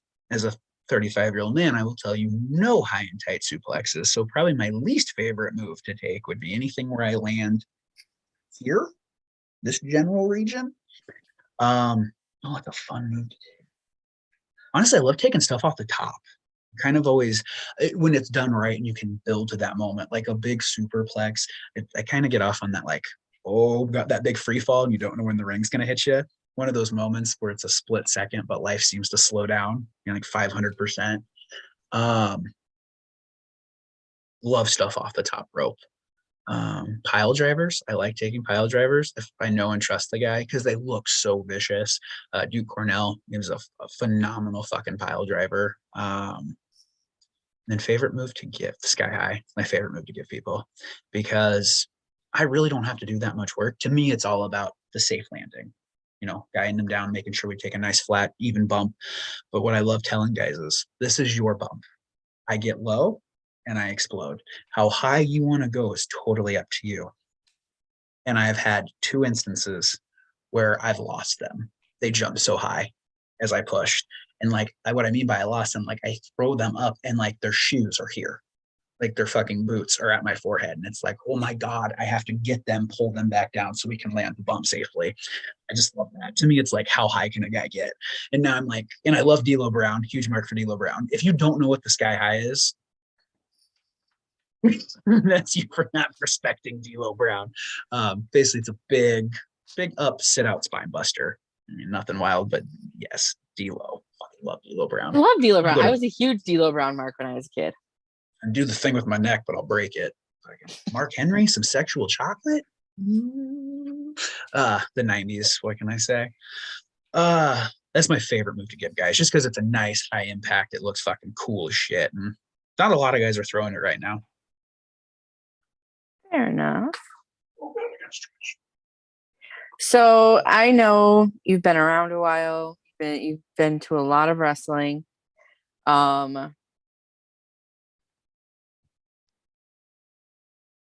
You good? I just knocked my computer onto the floor. Who amongst us? Whoops. So, because you've been around a while, you've gone to a lot of wrestling shows, you either have one or both of these things. First thing, a travel story, a really good travel story, where either something really crazy happened, something really exciting happened, something really funny happened, or you like almost died. I know the people you ride with. I know that you have this story.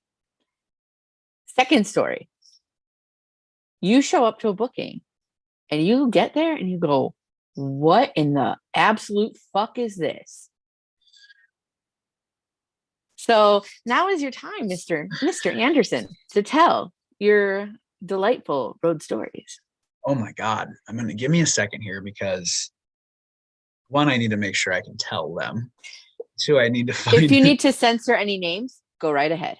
Okay. We don't need to call anybody out unless they really fucking deserve it. Wildest fucking. Oh. Because I know you've told me some stories about your North Dakota trips. Like things that actually happened in the car on the way up, or things that happened in North Dakota as a product of driving a car to North Dakota. Yeah. Okay.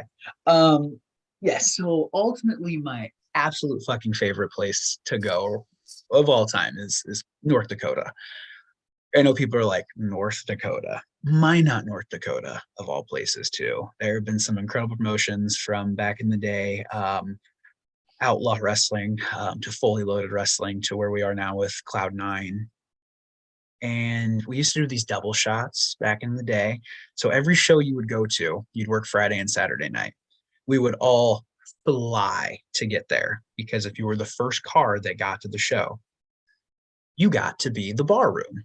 And what I mean when I say that is a lot of truckers, laborers would pass through this town, military, and they'd stay at this hotel and they'd leave behind their beer. The hotel would collect every unopened can or bottle of beer and store it until the next wrestling show. And when you showed up, they literally gave you a dolly, like a luggage dolly full of booze for free. That was what the hotel just gave to us because they loved us. And so you would take part of that into the after party room and part of that back to your room. And so you would be the party room. And so on several occasions that would happen. Man, I fucking love that place. Just, I have memories of just like sitting up till 6 a.m. talking to people like Darren Corbin about life and wrestling. And just, I those moments I hold so fondly. Some of the wild ones. So one of my favorites was, it was my birthday. And we're up there. This is probably like 2016, 2017. Gangrel's on the show. Fucking love Gang. And was everybody else up there? Like Cannon, Corbin, Matt Cage, like, you know, some fun Midwest guys. And I mean, this, you're talking about a fucking party crew. Christian Rose. Packers literally lose in the playoffs in overtime on like a huge pass. So I just want to go to bed. I'm upset. It's my birthday. And the boys are like, come on, Joey, you're going out, you're fucking drinking. So I'm like, all right, I'll go have a couple. So we go to the party room, wasn't mine. And we're hanging out. Well, fucking Gangrel finds out it's my birthday. And he's like, all right, chop line. God fucking damn it. So we make a line. Anybody who's been in the business by 1 day longer than me gets to chop me. It's like 9 guys in this fucking room. So they line me up. As they're hitting me, I hear the door open. Here comes the rest of the locker room to take their place in line. So I get shot by maybe a good 16, 17 guys.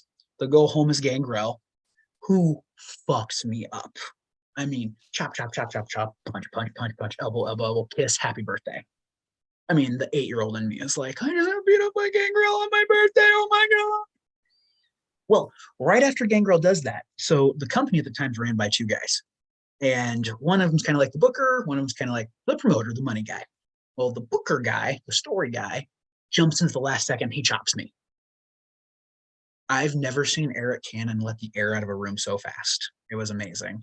So long story short, you know, that was a moment that was very, it was like, it was a brotherhood thing. You know, it was them showing their, you know, to me, it was admiration, respect, camaraderie, and then a person who wasn't supposed to jump in. Well, the boys got together and decided that because of that transgression, he now got the same chop line. So he pulled his shirt off, held his arms back, and one by one, the guys went through and gave him chops. He's a good sport about it. He'd also been drinking. This guy happens to drink a little bit, get a little wild with the boys. And it's my turn to go last. I get my hand back. I'm ready to do my thing. And the money guy looks at me and he goes, if he's still standing after this, I'll never fucking book you again. This place pays me really well. I look at the guy and I said, I'm so sorry. And I just, with my whole arm, it wasn't a chop. It was, I threw my body through him and he hit the floor, lights out. We threw him in bed and began partying. I can't tell the rest of the story. Let's just say things broke down into a collection plate being passed around to see who could really fuck with this guy a little bit more. Nothing happened. It was all in good fun. And I'll just never forget, some fans made their way into the party that night, and one guy asked for a chop, and I lost him in the crowd. And I just remember finding him later, and his chest looked like raw hamburger meat because he wanted to hang out with the boys. He hung out with the boys all right. As far as like nearly dying, there's one time Devin Thomas, we were in a car, I think it was me, Red Wing, I think it might have been Dookie, and I swear to God, Devin Thomas fell asleep with his eyes open at the wheel. Because like he is driving, and all of a sudden, like his eyes are like this, and all I hear is and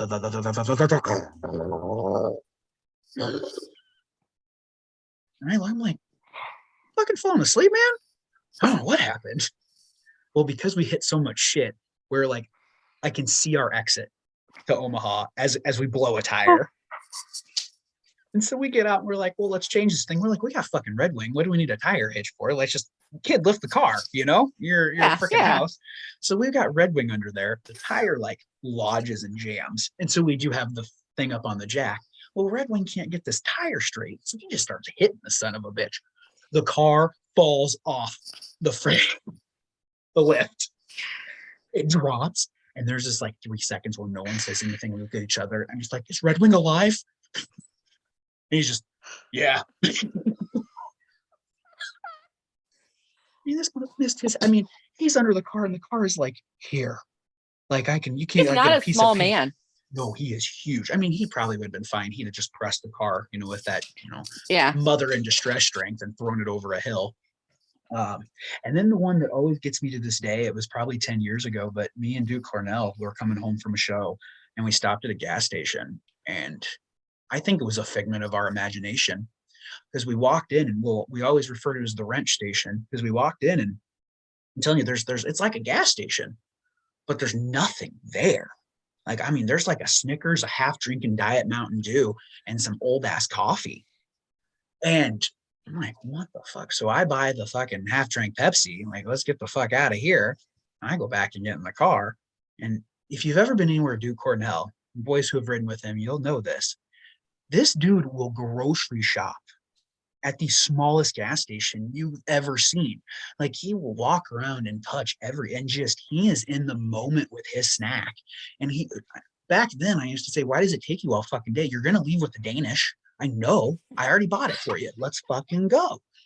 So I think, so Duke's in there just walking around trying to find the fucking one Danish he thinks the guy's hiding.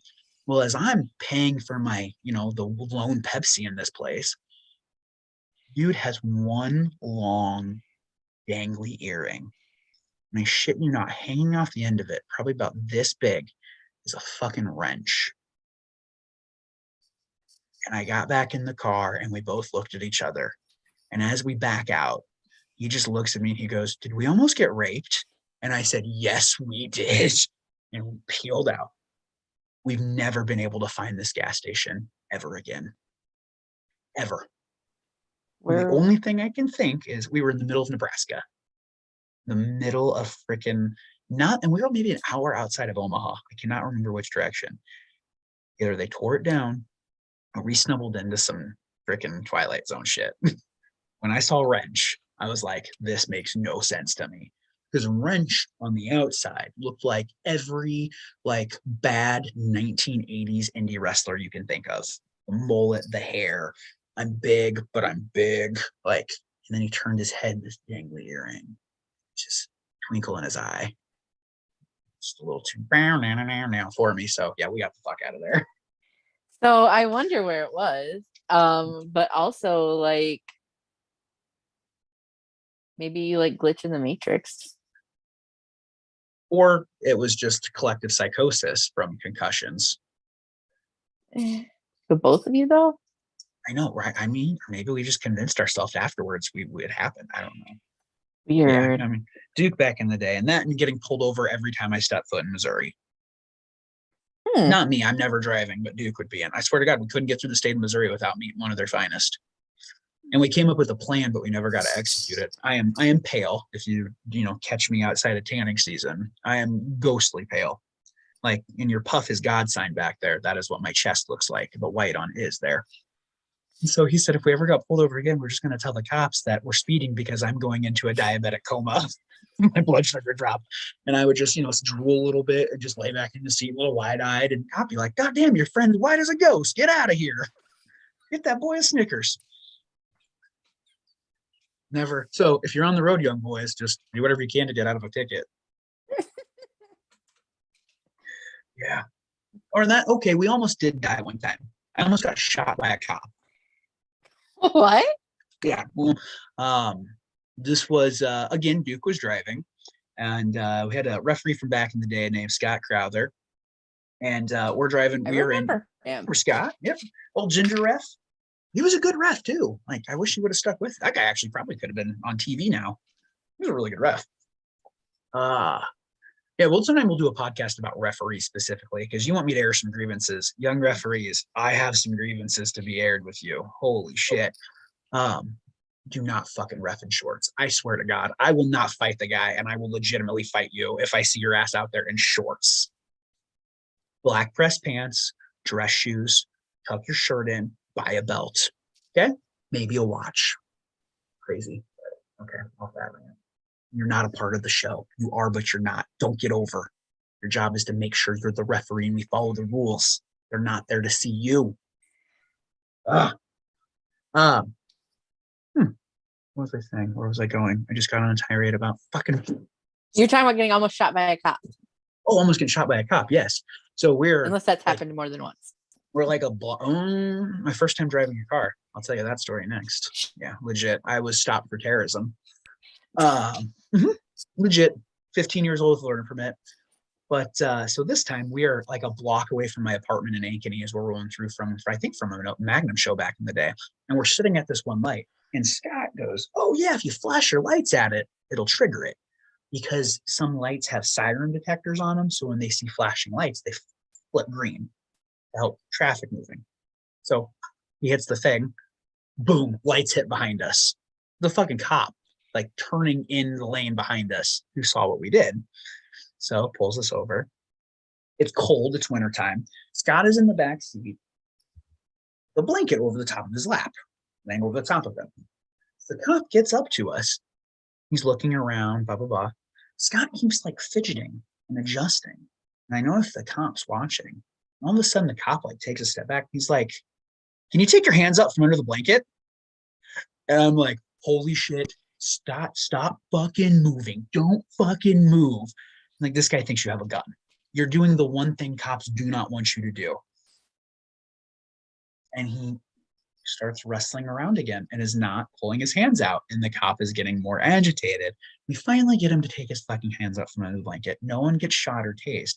But there was that split second where I was like, oh my God, he's going to pull his hand up. This cop's going to freak out and bang, bang, bang, bang. We're all fucked. I mean, we've all seen the story. So yeah, I don't like interacting or encountering police while I'm on the road wrestling at all. No, that's fair. That's fair. That and you never know who might be holding something for a friend.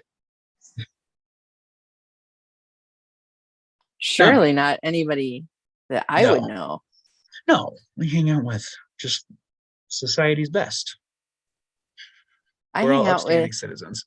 I hang out with independent wrestlers, and I know that none of them do anything wrong or potentially illegal. I just want you to know, by association, you have definitely broken several laws.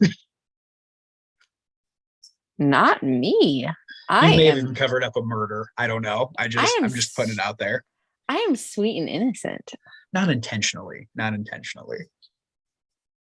Remember that fork I asked you to hold? You're going to want to bury that. You gotta be forking kidding me. Oh. I'm sorry. Too easy. Yeah, it truly was. Do you have any hidden talents? Besides being an incredible geriatric nurse, can draw blood. That's a pretty good talent. Yeah, you Secret can. hidden talent.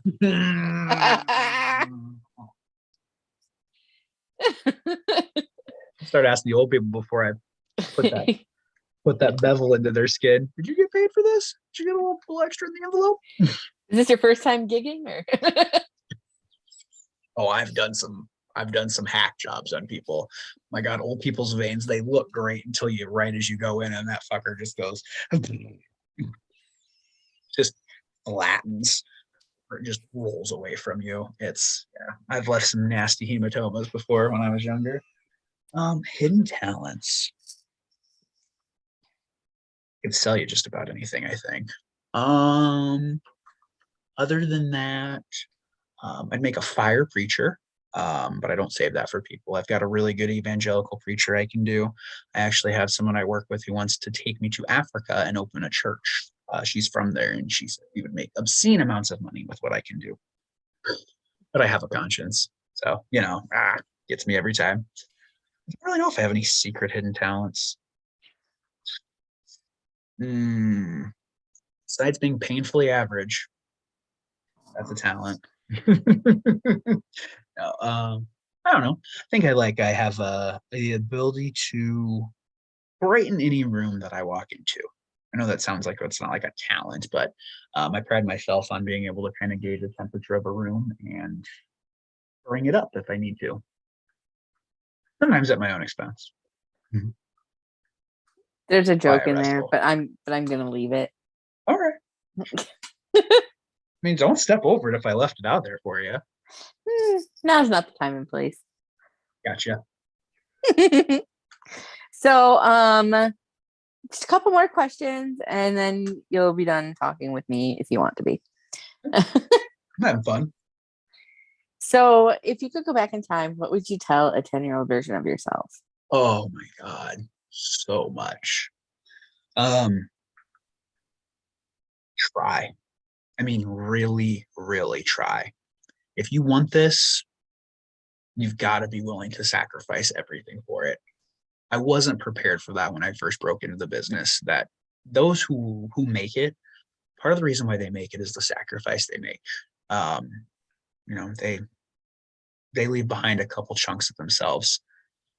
I tell myself not to stress about things you can't control.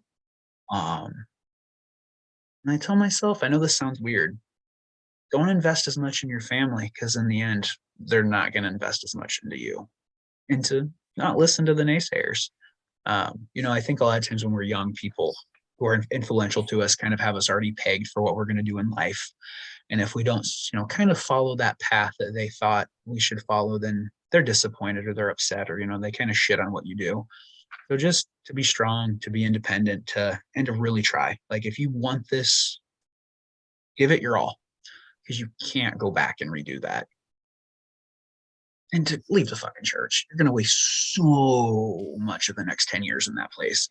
Just fucking go. It's okay. Really, you're gonna feel fine. You're gonna feel a whole lot better. I'm not gonna go to confession because you lost your fucking virginity. Oh my God. Yeah. Well, they had me hook, line, and sinker. I was raised Catholic. Yeah. So but I can similar, speak in tongues. but different. Oh, there's a hidden talent. I can speak tongues. I'm fine. Like, oh yeah, I could go all day long speaking some tongues. Yeah, it's fun. It's easy. I one time in the middle of a revival as a 14-year-old kid, dropped about 100 grown people. I slayed them in the spirit. And that was probably the first time I realized that religion was a fucking hoax, because they paraded me around the room. Because I'm telling you, I was anointed. I was pegged. I was like, there were people in this church who thought I was a fucking prophet. Like that is how backwards ass this shit would be. And I would just, it's sociology. You just don't want to be the one left out. So you assimilate, you do what they do. And I remember the whole like, getting slain in the spirit. And I was like, so you just fall down? And I fell down. And I just like, keep your eyes closed. Don't move. Don't fall asleep. Did that once. But just, and then people would talk about me as if I was like in this spirit realm and was at the throne of God. And then that day I was in like the 7th, 8th grade. I remember it because I remember back when like NBC on like Sunday nights would do like the feature movie, and they did Waterworld, but Waterworld takes 2 parts. It's a long ass movie. I had to miss the second part of Waterworld as a kid because I had to go to fucking revival. And I'll never, and yeah, they paraded me around. And I literally, I would just touch people and I'm walking around doing the shabba, blah, blah, blah, blah, blah, fucking, and everybody I touched is like a sack of fucking potatoes, one after another. And I'm like walking around going, I don't feel a goddamn fucking thing. This is bullshit. I'm making words up as I go because I want to fit in. And looking back on it as an adult, I'm like, how much more could you exploit a child? Like, how much more could you exploit? And I'm like, fuck my parents for letting me put in that position, for letting this church fucking parade me around like this, like some kid with the fucking force. Like, go fuck yourself. Like, seriously, it is such fucking bullshit.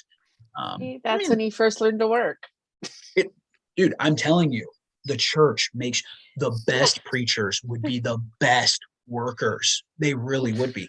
Not that they can fall down, but they would be like, if you want a fire manager, like I'm telling you, Joel Osteen will draw so much fucking heat because that guy's got it figured out.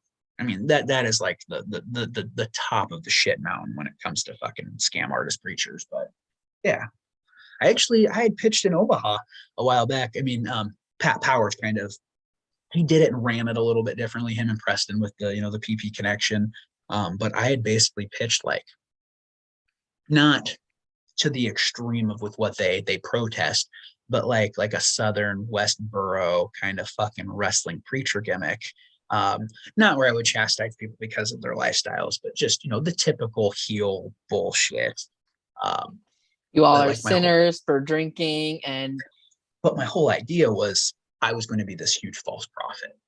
Like that's what the payoff was, is that I was no man of God. I was just another wolf in sheep's clothing here, just looking to exploit you, to take you. And I thought that's where the heat would be, is in the fucking, the gotcha. It's just another snake oil salesman. But I don't know if I could find that line and not legit get like CNN heat. Yeah. It's a hard line to toe, especially here where. Yeah. I mean, I think wrestling, though, to an extent, I think we should probably leave religion and politics and, things like that out of it, because wrestling should be a distraction. Yeah. Wrestling's kind of an escape, and I want to escape from my real world bullshit, not live in it some more.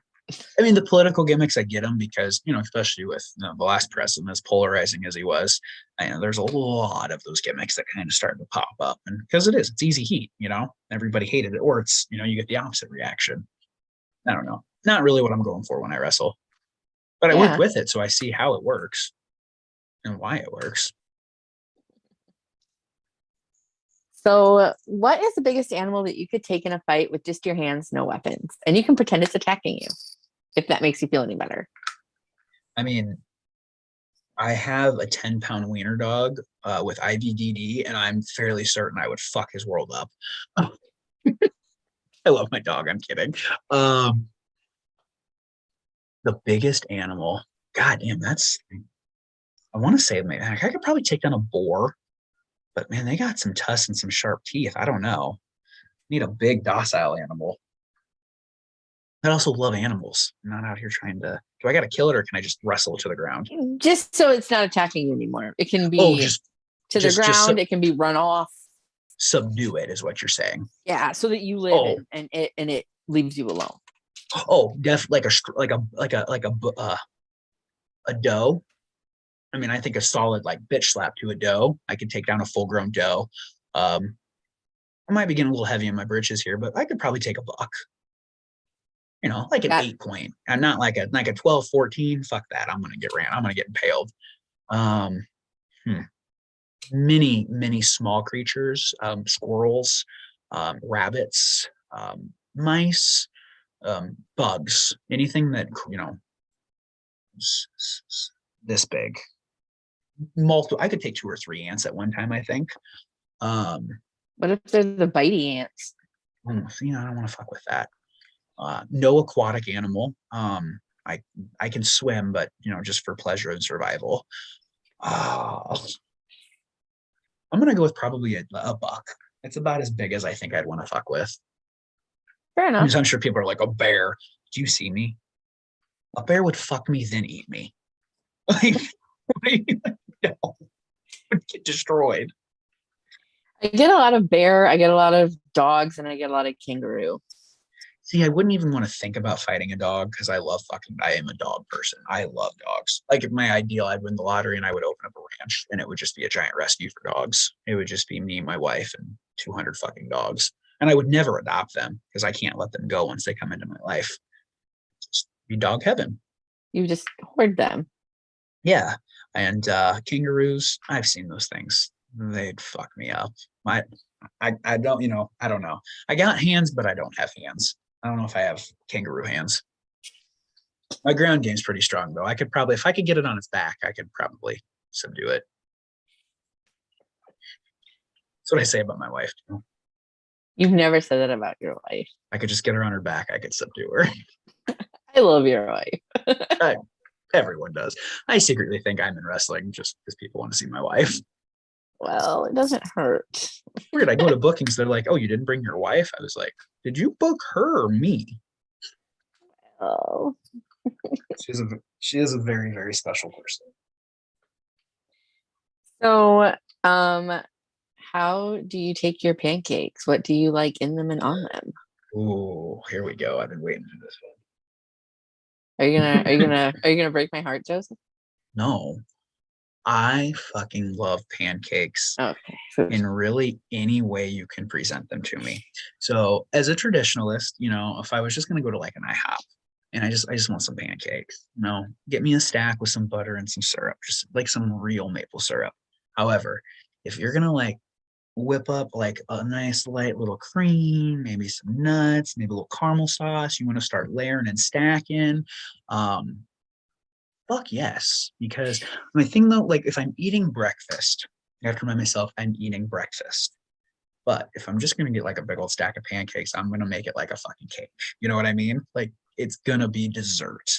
As long as they're not like super sweet, but oh fuck yes. Mini pancakes, big pancakes, I don't care. It's fried dough. It's delicious. A donut inside of a pancake. I mean, let's go. I do like a good cinnamon roll pancake. Oh, stop it. Yes. Or they do the actual like cinnamon pancake and then they do your little swirl in your topping. Or a place that has like a fire like rolled cinnamon roll pancake. Both, but like usually where they like put like the cinnamon, like the pancake batter, and then they put like a swirl of the stuff you put inside of a cinnamon roll. And then you instead of using syrup, you use like icing. So maybe this has been asked and I just haven't heard the answer. Oh no, you're fine. Are you when you have a stack, I didn't realize this is a thing. Are you I take a bite of the entire stack, or I eat my pancakes one by one? I am a one by one kind of gal. It sort of depends. It sort of depends on what my pancakes are and how, like, what toppings and syrups I'm having on them. If I am just taking a plain old like OG delicious stack of regular ass pancakes, I am taking the stack and I probably have another plate from my bacon, because bacon is the most wonderful complement to a pancake stack. You get that little bit of salt every now and again. They're certainly the way to go. So I evacuate my pancakes onto an auxiliary plate, and one pancake on the plate, syrup, tons of syrup, so much syrup, eat, new pancake, more syrup, eat. Now, see, sometimes I'll take the approach too, if I'm at an establishment where, maybe they have like a couple different flavors of house syrup, then I love that strategy, because it's like, oh, each pancake's going to be a different experience. Now, I wish they would do like much like they do like, beer flutes. Is that what you call it? Like a flight. Like a flight. Yeah. A flute. Like a flight of pancakes. So, like give me like 5 of your best pancake and let me just, I want to a pancake tour. Because I'll go, and that's the thing where I'll always just go with the original. Because I'll look at this menu and they'll have like 9 of these like awesome pancake creations. I can't pick one of them, so just give me a fucking stack of pancakes. So I like to try different pancakes from different places. For a while, I think it was, I don't remember if it was Denny's or IHOP. They had like a strawberries and cream one where they had like some sort of like cream filling and also strawberry sauce on it. That was really pretty good. The strawberry cheesecake from IHOP, the strawberry cheesecake pancakes, the cheesecake pancakes with the strawberry sauce, those are fire. I do love a good cinnamon roll pancake. When I'm in the Quad Cities, I go to the QC Pancake House and do the cinnamon roll pancakes. Delightful. 10/10 would recommend. So much pancake. Love a good. I like cinnamon rolls anyway. I like cinnamon as just like a flavor. Like that's a top tier thing I'm going to go for. So cinnamon roll pancakes for sure. Favorite pancake scene in a movie? And there's only one right answer. I don't think I have one. Oh, Uncle Buck. Always and forever. Uncle Buck. That's just, and it's still this day, I want to eat a pancake that big. I just want it. Give me the world's biggest pancake. So I have a couple more questions. I'm going to ask you this question because when we were doing lives, frequenter of the stack, Vic would always ask this question. Now that we're not doing lives, we're doing them recorded. I asked the question on Vic's behalf. Who do you think has the best gear of all time? Ooh, the best gear of all time. God, that's a great question.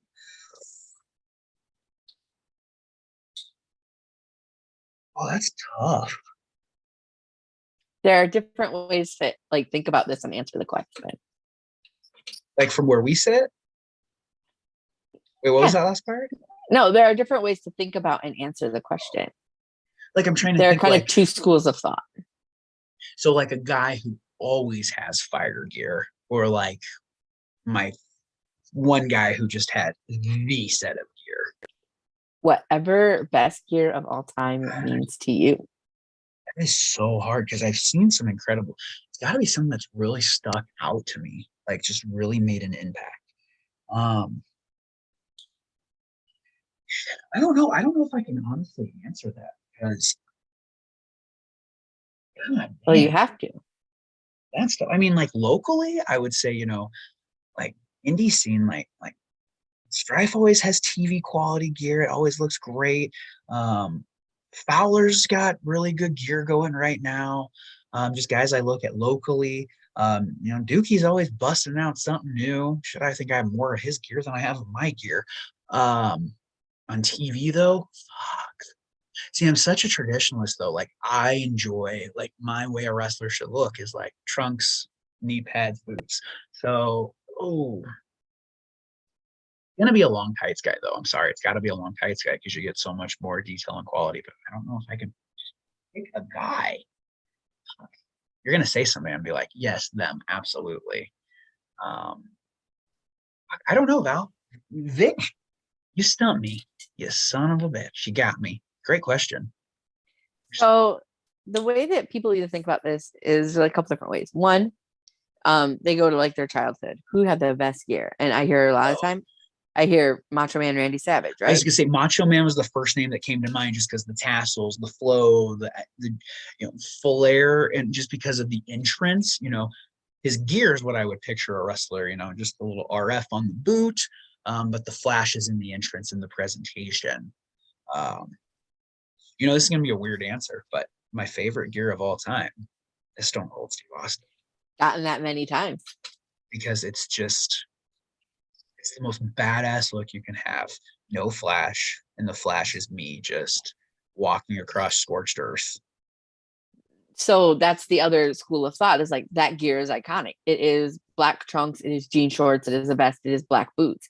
Like there's nothing fancy about any of that. But you see somebody wearing that and you go, that's Stone Cold. And if it's not Stone Cold, why are you being Stone Cold?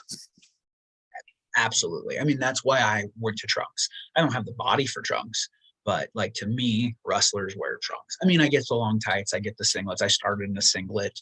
I had that all-American amateur wrestling gimmick.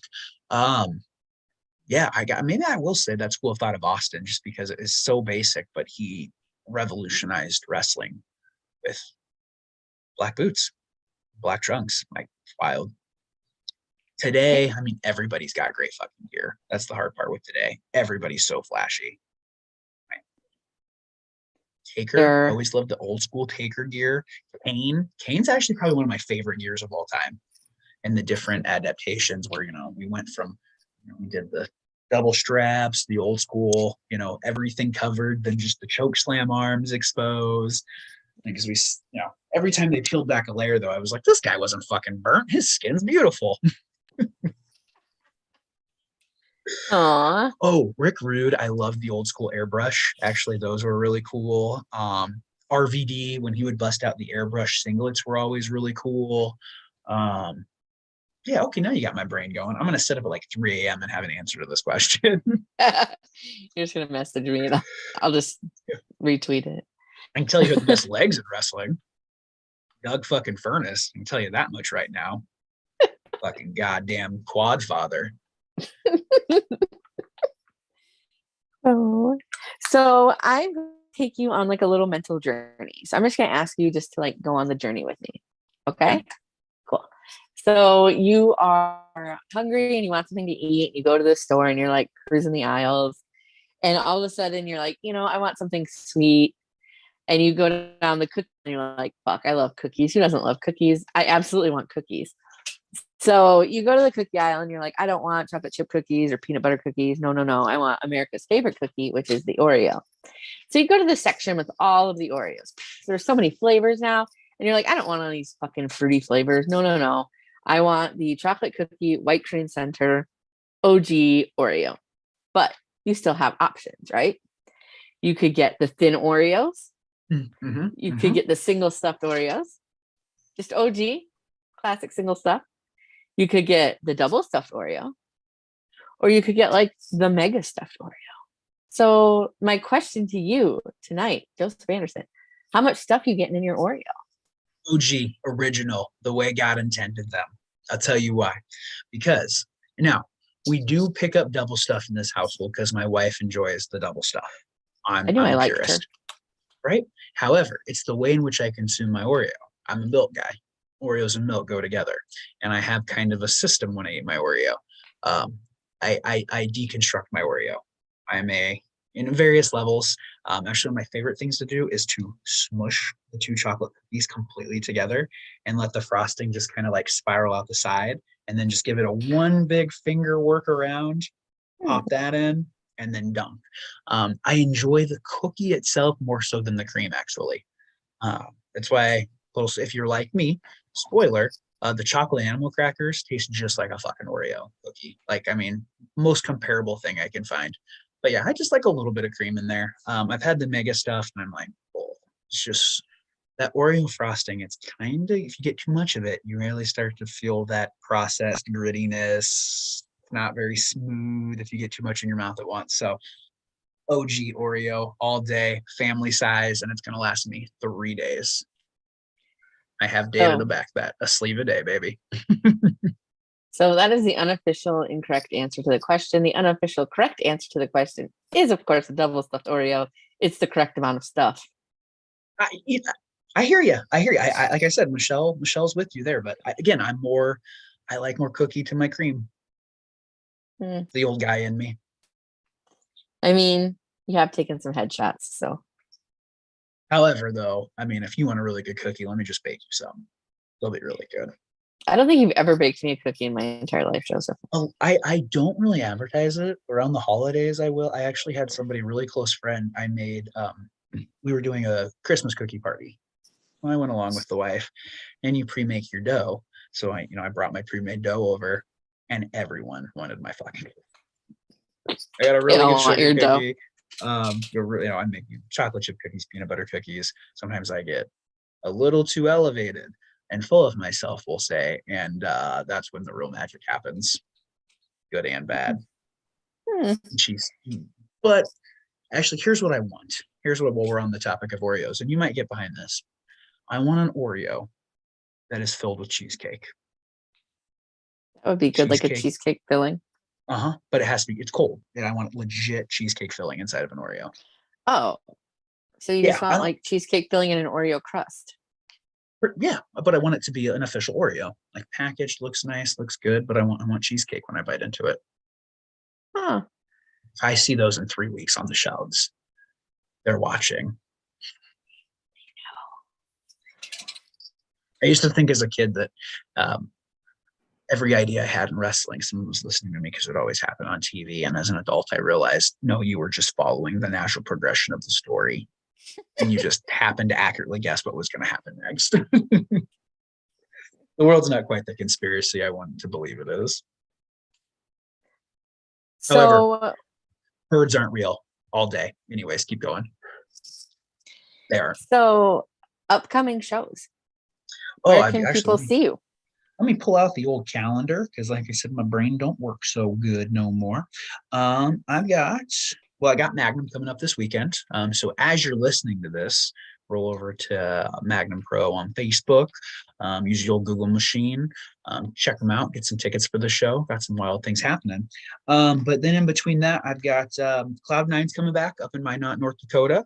Running October and November. Let me just pull up some dates here for you real quick.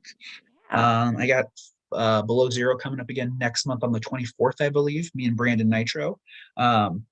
It's a guy, man. Brandon Nitro is really starting to come into his own. Trained with Nick Dinsmore.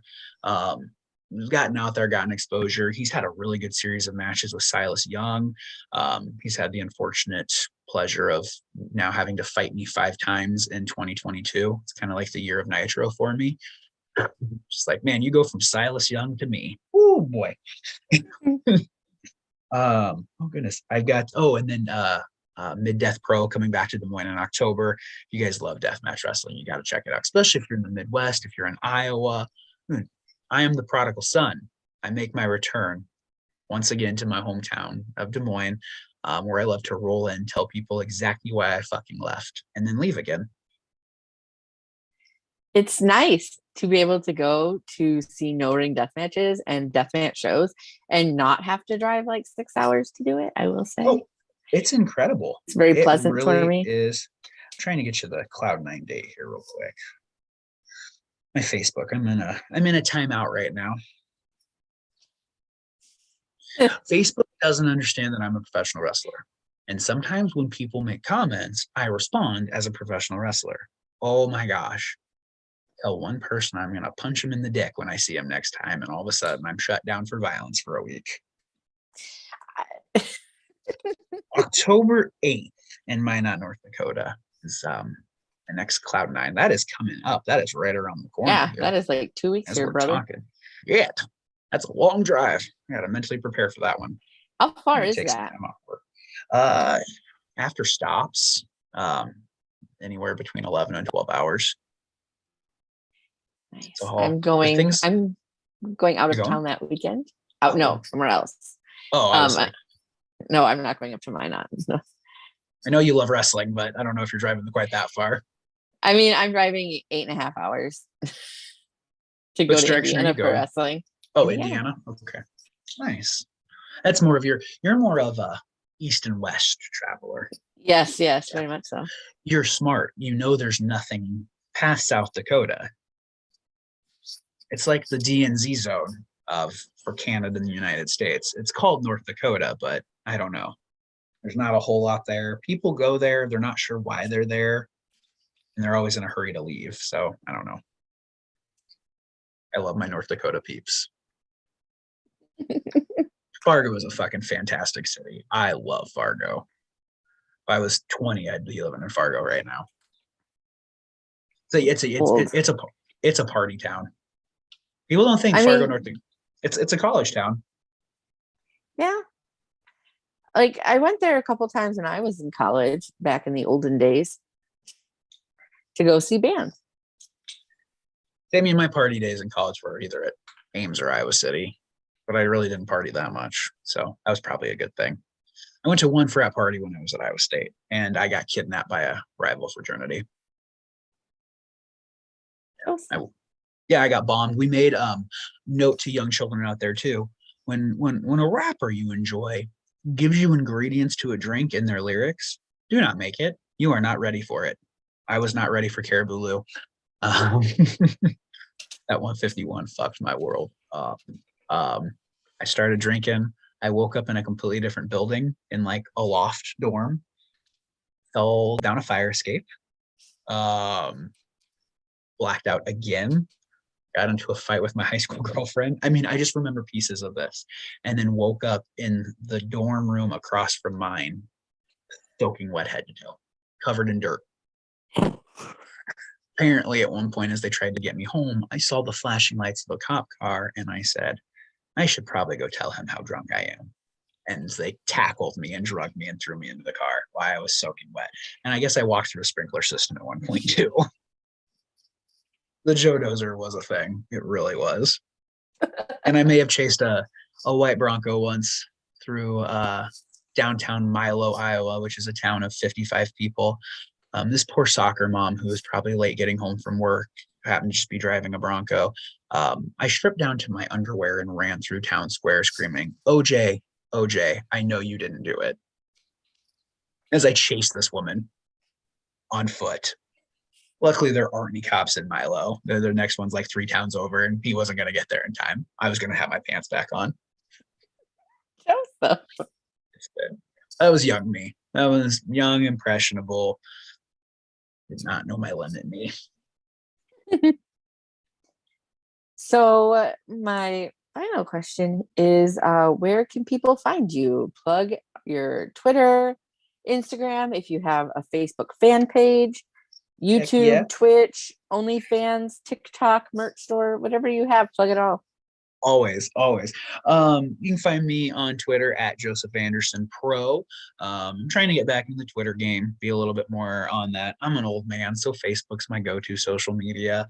Like I said, I'm in a timeout, but Joseph Anderson, you'll find me. It's my ugly mug on there. Don't really do the fan page. Just welcome to my life. You know, it's me. I try to keep it wrestling focused, but once in a while something pisses me off. You come for that bullshit anyways, don't lie. We all follow wrestlers on Twitter just waiting for them to say something fucking stupid. That's just our society. I'm on Instagram, same Joseph Anderson Pro, all underscores. Kind of new to the Instagram thing, so I'm still kind of learning how that works and having some fun with it. I'm not kidding you. When I was a drunk hillbilly for like 6 years, I lived it. Otherwise, I am on TikTok right now just as a passive follower. I'm trying to come up with some ideas for some content I could do there. Fucking content creation is hard. You guys who are good at it are incredible. I wouldn't think about that. I do it. I'm not good at it, but I have fun. I guess as long as you're having fun, that's what's important in life. Anything you're doing, if you're not having fun, why are we doing it? Unless it's how you pay your bills. Sometimes work ain't fun. Truly. But on that note, this has been The Stack. I'm Val Pancakes. This is Joseph Anderson. Thank you, everybody, for tuning in. Be sure to follow Joseph on all of his social medias. And yeah, I'll be tonight, Joe. Absolutely. And if you want to see me anywhere near you, reach out to your local promoter and say, hey, Joseph Anderson, I saw him on a podcast once. Bring him in. Let's watch him get his ass kicked. You heard the man. Book Joseph Anderson. Let me put your baby faces over. Come on. Let's do business.